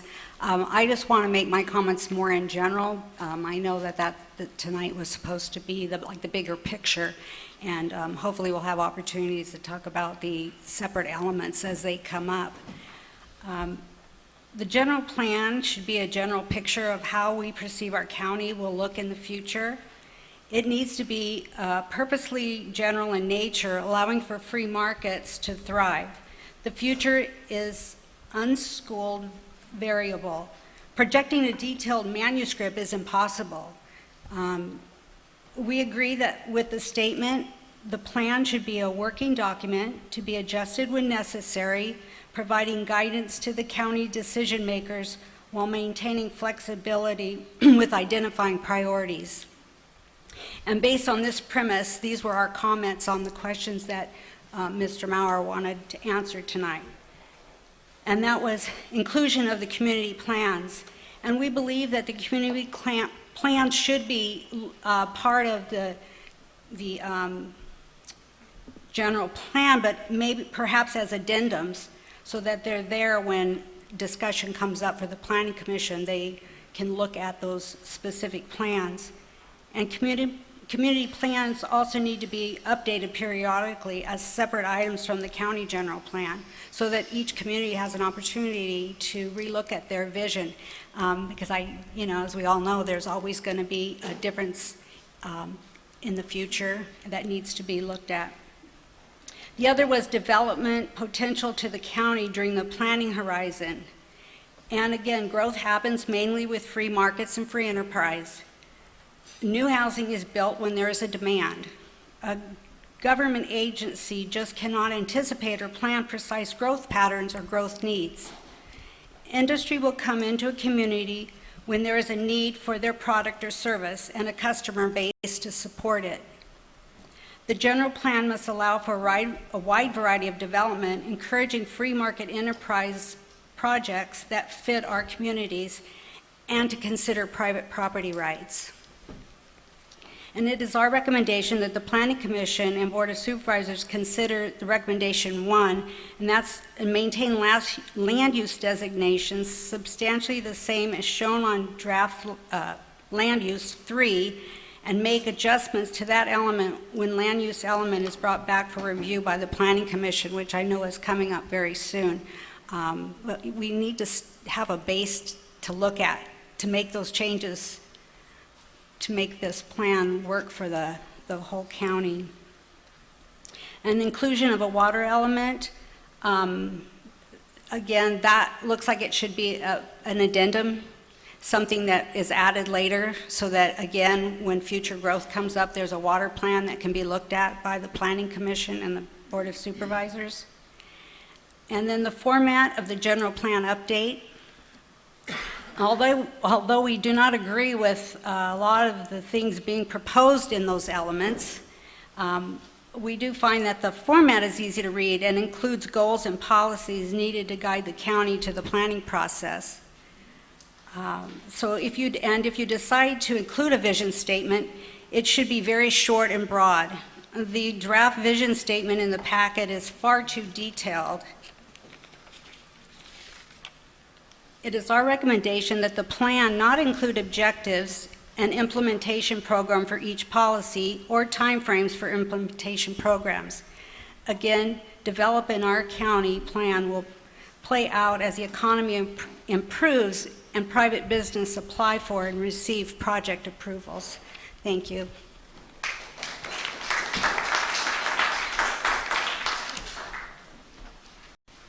Hello, my name is Diana Inslee, and I'm from West Point, California.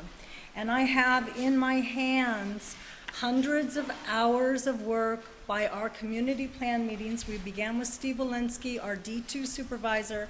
We had town hall meetings, and we developed a community plan, as did Glencoe, Wilseyville, and the other bedroom, well, I apologize, I call them bedroom communities of West Point, but we have more infrastructure, so to speak. But what our community plans on those individual communities designated a historical area, areas to be conserved. It designated a town center that if you take this map as West Point community plan exists, and you put it up against that one, however you did it, you wiped out all of the community centers.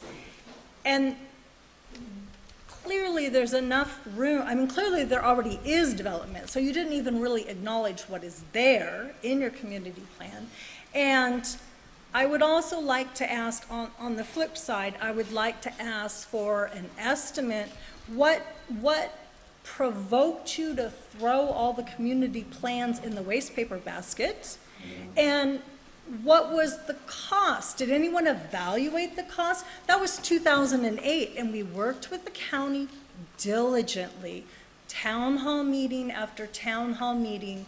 It was a democratic, unanimous process, and the fact that you can even disregard that, I just can't believe it. I'm extremely disgusted that you could disregard that. But I have maps if you'd like to see our community plan and what we envision for West Point. And I don't think we overestimated or overused water or roads or transportation. And yes, it costs a lot of money to bus children to school. All the kids in West Point get bused to San Andreas High School. But what are you going to do? Say no more? At this point, we have such a declining enrollment, we have to allow a small increase of development in the area or it will die because the logging industry has wiped it out.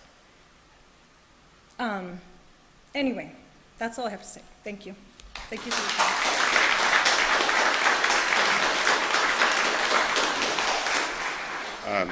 My name is Jack Cox, I'm at Lake Tulloch with the Lake Tulloch Alliance. I wanted to ask Peter a question. First, will EIRs be required if you have community plans that are done after the overall general plan is conducted? Will EIRs have to then be required and paid for each one of those community plans that are done after the fact, after the general plan is approved? If the community plans are adopted separately, a separate environmental document, not necessarily an EIR, would be necessary.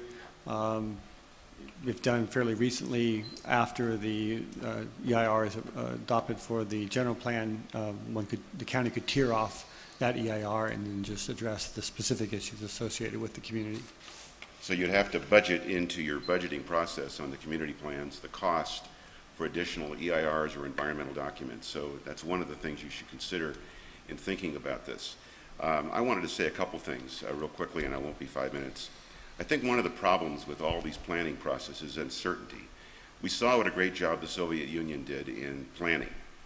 I mean, and think about uncertainty. 10 years ago, we didn't have the internet or Lady Gaga. There's been a real major change in our society with communications. We're attracting a lot of people at Copperopolis, and I think you're right. Each one of these communities is different, not to be respected that way. We have a big change, and we are the one town along with Valley Springs, which is close to urban California. We have people moving in here constantly. One of the former chief pilot for the Walt Disney Company is now flying out of all over the world, right out living in Copperopolis, and his plane is based at Stockton Airport. So we're getting a lot of new people coming to our area, and we need the resources and development.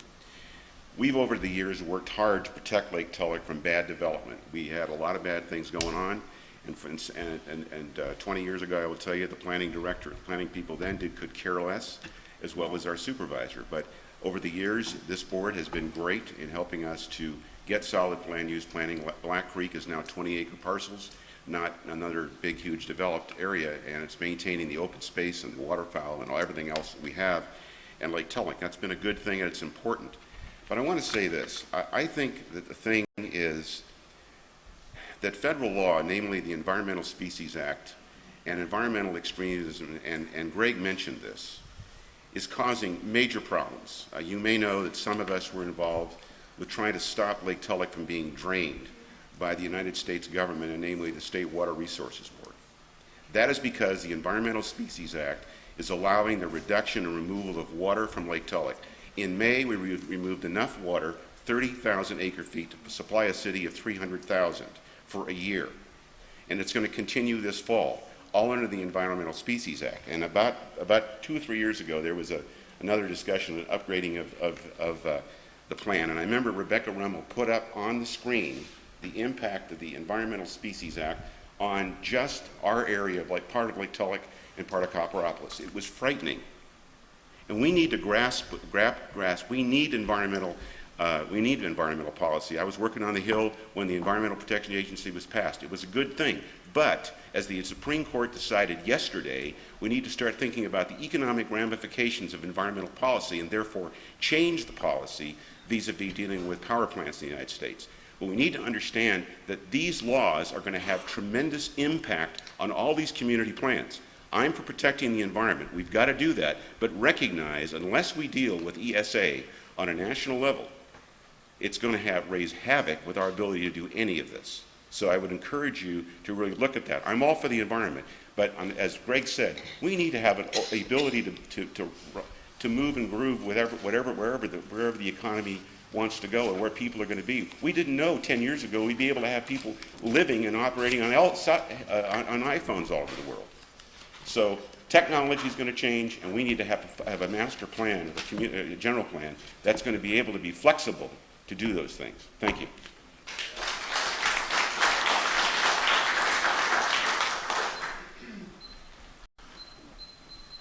Alan Willard, West Point. I want to make some clarifications on when our process actually started as far as it wasn't exactly a community plan. In the late 90s, our sawmills closed. And the West Point and the entire eastern and northeastern part of Calaveras County was in very poor economic condition. And we were lucky in that we got some help. We got the Frugal Conservancy and the W. Alton Jones Foundation had a program called Economic Renewal, and it was a nationwide process. They went to communities similar to West Point all over the country who had suffered an economic downfall in this, what was basically a boom-bust cycle as far as West Point is concerned, and logging and mining. And well, the process of economic renewal started in West Point in 1999 and 2000. This wasn't as early as some of the other processes have started, but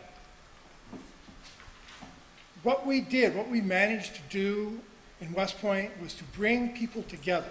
The entire process brought the entire community together to discuss what it is we wanted to see in our community. And it's basically the same thing as community plan. We made a community plan. We didn't call it that, but all the elements that we talked about, very large community meetings, early on prepared us for the general plan process to create community plans and telling us ourselves how we wanted our communities to look, how we viewed our communities as they were, how we wanted them to proceed.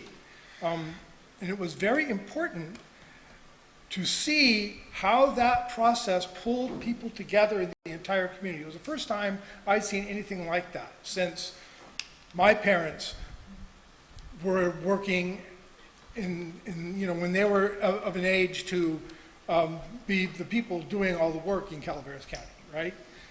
And so that was back in the early 60s and late 50s. So I hadn't seen the community come together that whole time until 99 and 2000 and 2001 and those years. That's when this process started.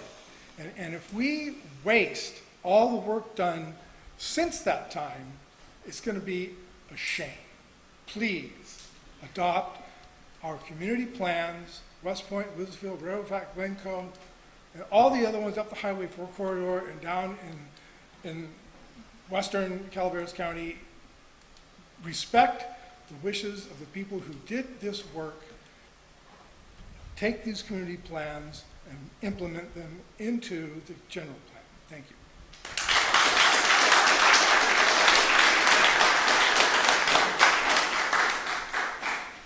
Good evening. My name is Dave Minch. I'm in the Copperopolis community and purchased here in '92. Have participated in the community, participated in that planning process, and I think you've heard from a number of people tonight, so I won't repeat it, that we all feel in the effort that we put into our community plans that we've done a good job. We've taken into account the desires of our community. We've negotiated, we've debated, and we've come up with plans. So I'm going to shift focus a little bit and talk about a decision that you'll need to make. And it seems to me that the decision, at least on points 2 and 3 that are up on the screen, regarding growth, regarding including water, and there's probably a number of other planning considerations that aren't up on the screen, but that are in fact embedded in the individual community plans. If you decide to include the community plans, that will help to answer all of the other questions, primarily because it's these communities themselves that have said, we want to grow or we don't want to grow. We want to protect fish or we want to be able to drink water. And in all of these cases, the communities have spoken in their plans. So I think it behooves the Planning Commission and the Board of Supervisors to respect those wishes. Thank you very much for letting me speak.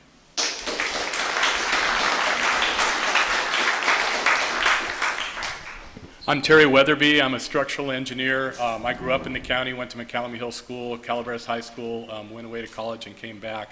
And I love this county, and I've worked with many of you on the board. I've worked with many people in the audience. I was on the McCallum Hill. We put the plan together over many years. It was a lot of blood, sweat, and tears, and a lot of compromise. We got stuff in there that works, that we want to grow. Our community's been pretty stagnant. A quick story, about 15 years ago, someone in this room was building a house in Moke Hill behind a store, and the planning director at that time told her, I don't care if it says mixed use, it's commercial. You can't build a residence, it's commercial. Moke Hill has a downtown, we have mixed use. The supervisors in the last 5 or 10 years have been very helpful in emphasizing that, but we got to get this master plan in place with the community plans, because we need growth. We need jobs in this town, and we need it in place so that we can move forward. Another quick deal up in West Point. You guys have been to downtown West Point, and you guys all know, right, why there's no buildings down there? Because it's all zoned residential, because as she said, 20 years ago they went through with a broad brush, painted it with residential, buildings burned down, and guess what? You can't put a bar back, it's residential. You can't put a store there, it's residential. We need these community plans to get back on track in this county, and we need this general plan to move forward. So I hope you guys will do as quickly as you can, as quickly as you can and get it together. Thank you.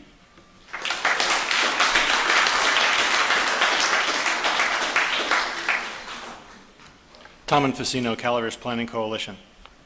The community plans and the water element are gifts from the hardworking people of Calaveras County. Tonight, you supervisors are going to decide what to do with these gifts. This got me thinking about 3 gifts that I have cherished over the years. This tie, this watch, and this ring. This tie once belonged to my late father-in-law, Jim Carpenter.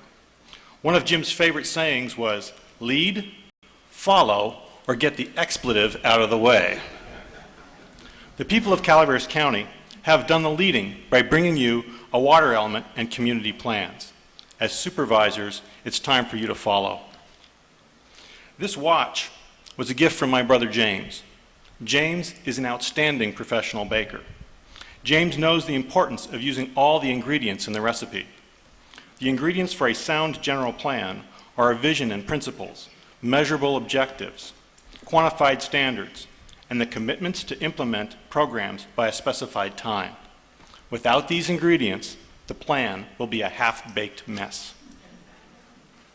This ring was given to me by my wife. It's a symbol of our unity.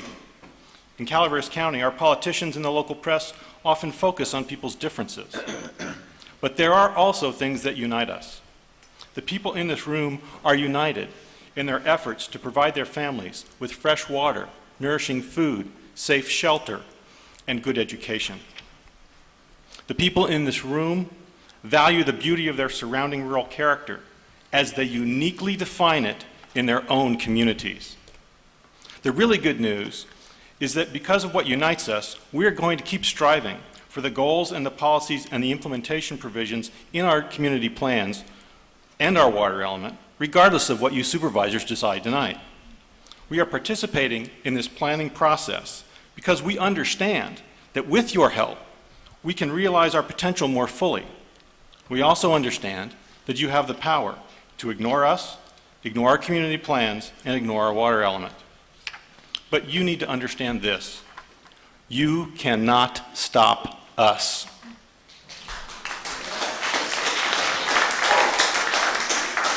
We are not merely your subjects bound in some feudal state called Calaveras County.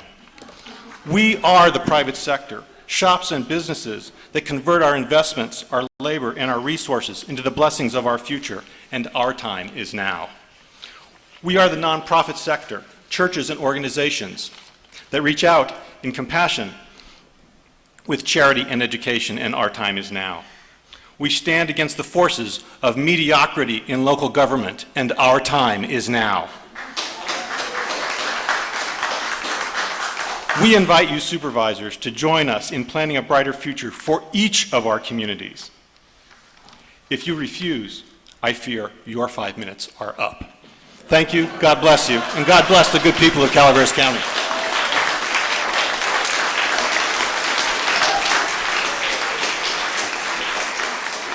Good evening, I'm Joyce Teckle of MyValleySprings.com. I've lived in the county for about 40 years. I've also run a business, and I own some land. First I want to talk about Rancho Calaveras because I have a question. I honestly don't know what the answer is. Early on in this general plan process, the Rancho Calaveras special plan was equated the same as a community plan. I heard that at a public meeting. Now the county is proposing to exclude all or some of the community plans from the general plan. What is the Rancho Calaveras special plan classified as, and is it to be included or excluded from this process? The residents of Rancho have the right to know that answer. Now, we are concerned about postponing any of the community plans until after the general plan is adopted. The county has a history of avoiding updating community plans, and after being told by supervisors to do their own community plans, which we all did, we are being told to wait once again. If the people don't get those plans included now, it will never get done, and we all know it. We all know it. If we hope to achieve a legally defensible general plan, that plan must include all of the community plans and the Rancho Calaveras special plan. Thank you.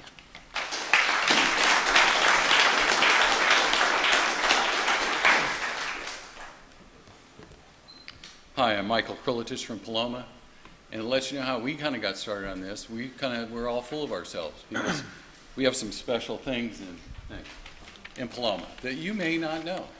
The first U.S. Senator was Mr. Gwynn, who kind of owned a little mine there and there. We also have the only bridge in the state of California that still allows traffic on it that you can fish from. And interestingly enough, Paloma, or Fosteria as it's called, was the first subdivision in the state of California. So just throw a little bit. So with that going, so our supervisor, Steve Walensky at the time, came to us in April 2006. We had our first community gathering to talk about a vision for Paloma and enhance and preserve the quality of our lives in the community in Paloma. In June of 2006, we had already started talking about this community plan, but in June we said, you know what, we got to kind of clean this place up a little bit. So we had our first community cleanup.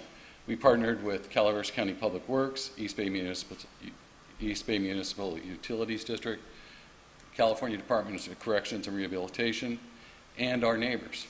Our community was energized, and a love for the feeling of being part of change for good was ignited in all of us. During this time, we started work on a community plan also. We had a diverse subgroup, and let me tell you, it was diverse.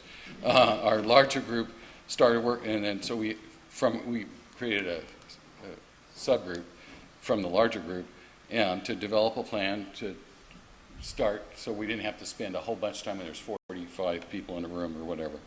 We sent out a survey with what residents wanted their community to look and feel like. The goal was not to hinder personal plans, but to enhance and preserve the quality of our historic and rural lifestyle and sense of community. The 15-question survey was sent to 165 residents, property owners. We got 72 responses. That may not sound like a lot, but that's a 44% response. And if anybody's ever done anything, they need a survey, that's a big response. We had numerous meetings of subgroups in the whole community. There wasn't any fights. There was some arguing and bickering, but there was no bloodshed. We had numerous meetings of the subgroup and the whole community. During that time, we also created our true community garden, which our community got so fired up, we said, well, you know what? Let's have a place where you can take a little and leave a little. So we created this garden, which is still in existence today. Our community plan was presented to the county after many volunteer hours, potlucks, and work parties. We felt a need of urgency at that time, and when we put this together, that was 9 years ago. We continue to stand behind our plan and hope you will not douse the fire of community voice and inclusion to our plan or any others. Thanks.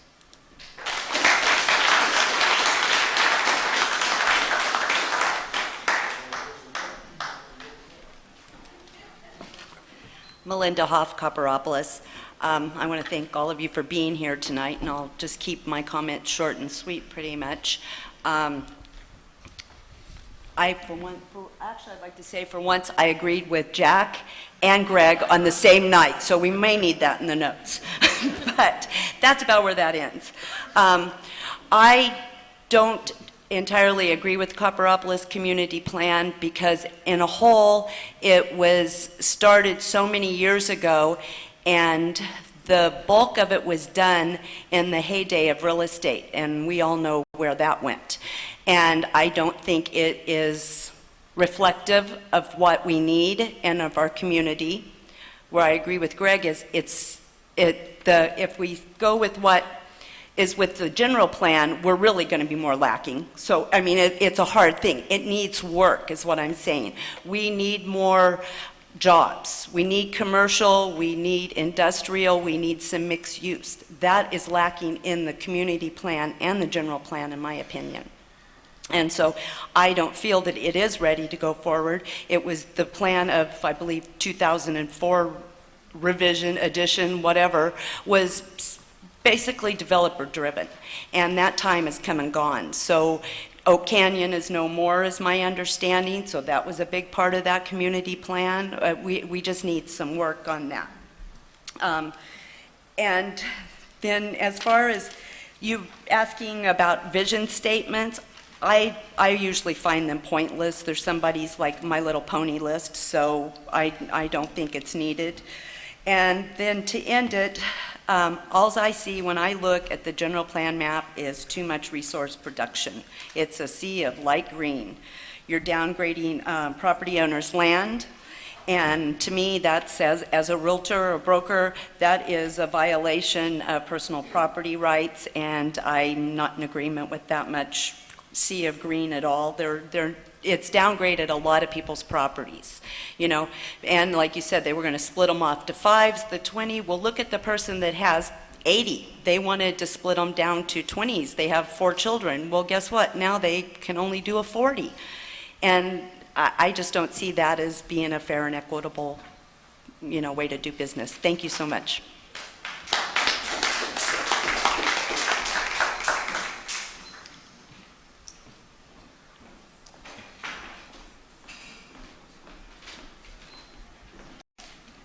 Marty Crane, Valley Springs.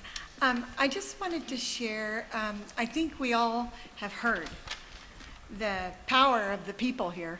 And over the many, many years, all the energy and the passion and the commitment, and there's no denying it.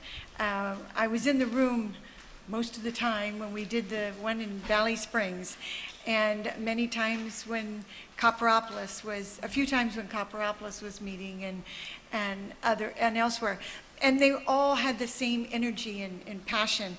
And so I'm not going to repeat what everybody said. You get it. I hope you get it. But I also wanted to say that without a good working document, those wanting to come here and invest in our community, or those who are here who want to maybe start a business, they need to have this working document. And without that, they will waste a lot of money trying to figure out where their business will fit and be appreciated. So therefore, we must have the community plans to direct those visions. The general plan requires community input, and the community plans are the community input. And if we're going to be directing or encouraging growth to the community centers where we already have the resources, we probably ought to have a plan for those community areas.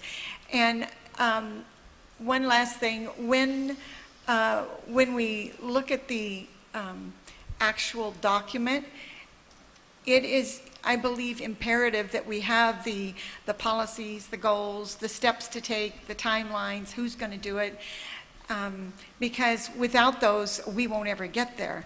But I urge you to take a breath, because you, Board of Supervisors, you, Planning Commission, you, staff, don't have to do this by yourselves. We are the partners, and we've been doing it all along. We just need a little cooperation. Thank you. Anyway, so team up with us. We're the partners. We're already doing it. We're going to keep doing it, and you can't stop us. We've proven in Valley Springs that when we get knocked down, we keep getting back up. So get ready.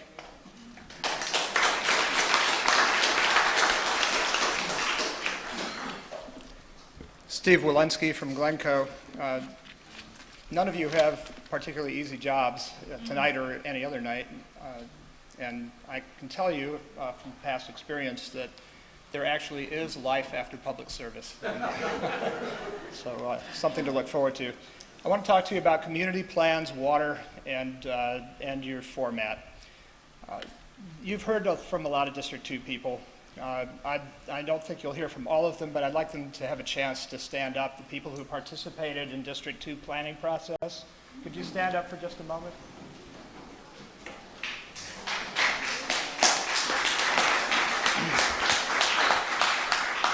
This is actually a rebuttal to a former supervisor who said back in 2005, that, yeah, sure, you're involved now, but you'll all disappear in a year or two.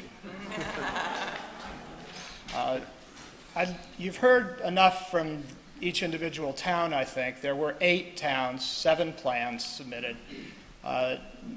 David had asked what the process was. I'd like to add a few things to it. There were over 500 people who participated. There were over 100 community plan meetings. And those weren't the sub-meetings. Those were the general meetings from each town. Each one had a draft that was put together after numerous meetings. Paloma alone had 28 of those in the community church. Sheep Ranch wasn't too far behind that. There were a lot of debates with the county. Sheep Ranch wanted to have something to do with wild hogs and shooting them, and that was not seen as appropriate by county council. But anyway, we had mailers to every single residence. We spent a year trying to figure out where West Point, Railroad Flat, Wilseyville, and Glencoe began and ended. It might have helped in Valley Springs to have figured out your location so you'd have an invitation list and you'd know who was part of what. For us, we had to work that out, and we had votes on what towns do you affiliate with so that we knew our geographic areas and who was to be invited to these meetings.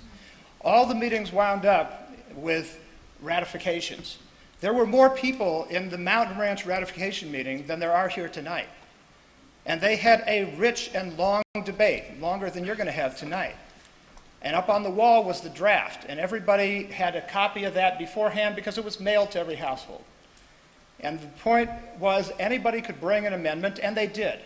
And each one was debated and voted on, and it's true that a number of them came and lost, but by the end of the meeting, and almost no one left, that vote was unanimous. There were 200 and some people who voted for their plan as amended.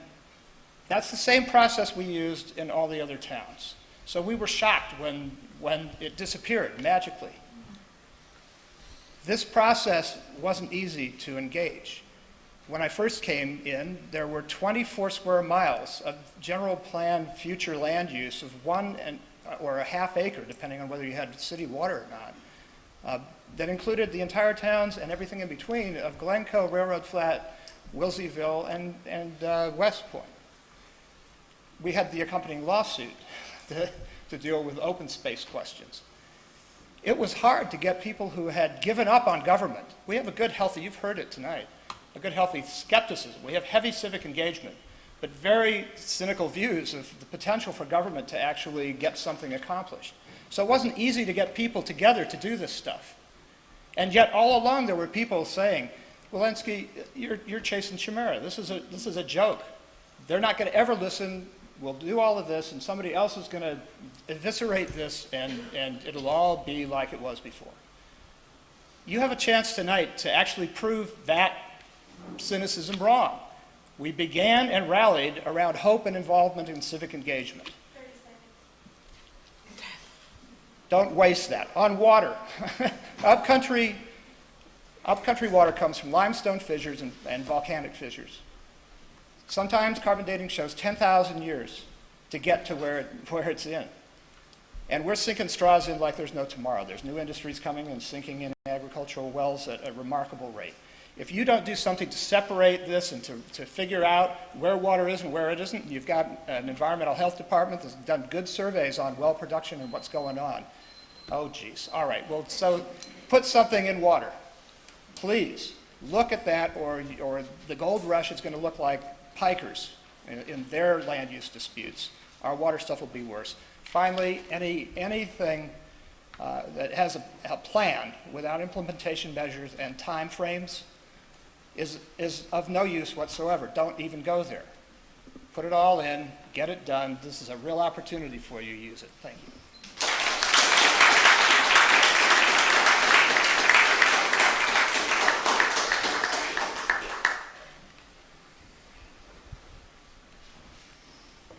I'm glad I'm not a supervisor or a planning commission member or a planning director. This is really hard. And I admire you for your courage of what you're doing. Probably, I'm Al Segala with the Calaveras County Taxpayer Association, and we like the general plan to be as freedom-friendly as possible. That means respecting individual rights. I'd like to quote a short section of our state constitution. This is Article 1, Declaration of Rights. All people are by nature free and independent and have inalienable rights. Among these are enjoying and defending life and liberty, acquiring, possessing, and protecting property, and pursuing and obtaining safety, happiness, and privacy. Does anybody here think that the California legislature has read that lately? Well, perhaps not. Well, even if they don't, we can keep in mind that our purpose in government is to protect individual rights. Now, individual rights is not a group beating up an individual or determining what an individual will do. That's not individual rights. So we have 4 things that we're discussing now. The first one is inclusion of community plans. This will make the process more complex and potentially oppressive to property rights. Collective determination of land use can be hurtful to the property owner, at least in some circumstances, very much so. So it makes sense to try to get the general plan completed in a freedom-friendly way, if possible, like adopting alternative D, which is proposed by the people and not Mittner Harnish. Level of permitted growth. Well, in a dictatorship or a totalitarian society, government determines growth. This is because deciding to come here or leave here are individual choices. The general plan must recognize the free market as a decision maker about growth. In other words, individual property owners, depending on what they want to do and how they plan their own property, have to determine that. And after all that is done and the marketplace is taking place, we may not have growth, we may have growth, but it will be because of individual choices of individual people that own property. The more government controls private property, the less choices the owner has in the control of his own property. Look at the consequences. Think about it. What about unintended consequences? What happens when there's a mistake in planning? Who pays for that? Well, if the planning was done by the property owner would pay for it. Look at Copperopolis. There's an incredibly good development there. None of it's costing the taxpayers anything. Private planning, private control, and benefits. There is some good in collective organization, but it has to be voluntary. One example that comes to mind is Feenley Park in Murphys, and maybe even the town of Murphys itself.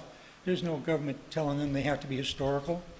And maybe in Mountain Ranch, there's a lot of things that are done by people acting in freedom voluntarily with one another.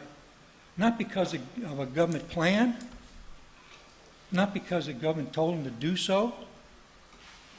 So, level of, is that 30 minutes? 30 seconds? Okay.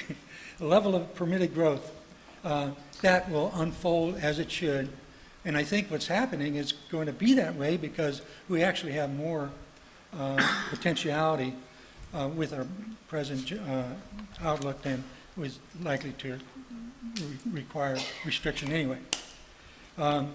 Inclusion of the water element, same argument. All right, the more government takes control over something, the less the people have. In the case of a county government taking control and decision-making process over private water companies, or even quasi-government water companies, that decision process shifts over, responsibility goes, and then when something goes wrong, oh, the general plan made me do it. Okay, my time's up. Your time's up, Al. Thank you. And, thank you.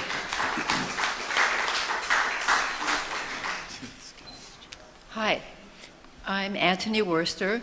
I'm a new Calaveras County resident. I bought a little Victorian house in Moke Hill, and I am delighted with the communities in Calaveras County. I'm here, even though I'm new, I've only been here since last September 3rd. I'm here because I'd like to just weigh in on the water element. You know, if we talk about accommodating, that the land use could accommodate 50,000 to 73,000 new residents, will they be able to water their orange tree? Will they be able to take a shower every day? Do we know? In other words, for any level of growth that we're looking at, can we support it? And I think water is so crucial. And we can say, hey, you know, we're going to have more traffic. Maybe we're going to go from level of service B or C down to, say, D. Well, okay, then we say, well, it's going to take you longer to get to work, and, you know, it's not that big a thing. Well, what happens with water? Now, we are not, at Calaveras County, responsible for water, okay? But I think we need to be responsible in our general plan to at least discuss the situation and who does control the water, how much we have to say about it, and how many new homes, businesses, etc., can we support? How much water is going to be available for us? And I think a lot of us never thought a drought would last this long. We don't know how long it's going to last. We don't know what the future will bring. So I'm just here to say that I totally support the community plans. I think for the last, say, 40 years, all levels of government, federal, state, county, and city, municipal, have all urged all governments to listen to the people and to get community input, find out what the public thinks and what the public wants. And as I understand it, there's a whole bunch of people in Calaveras County who have worked very, very hard on the community plans to let you folks know how they see their community and what they would like for its future. So I'm hoping and trusting that all you folks sitting up here will actually pay attention and say, yes, we're so happy to have the input from the communities and we will use it. Thank you. Thank you. All right, before we go on, I think we're going to take just a few minute break for special circumstances, okay? So let's take, what, 10 minutes? 10 minutes, okay?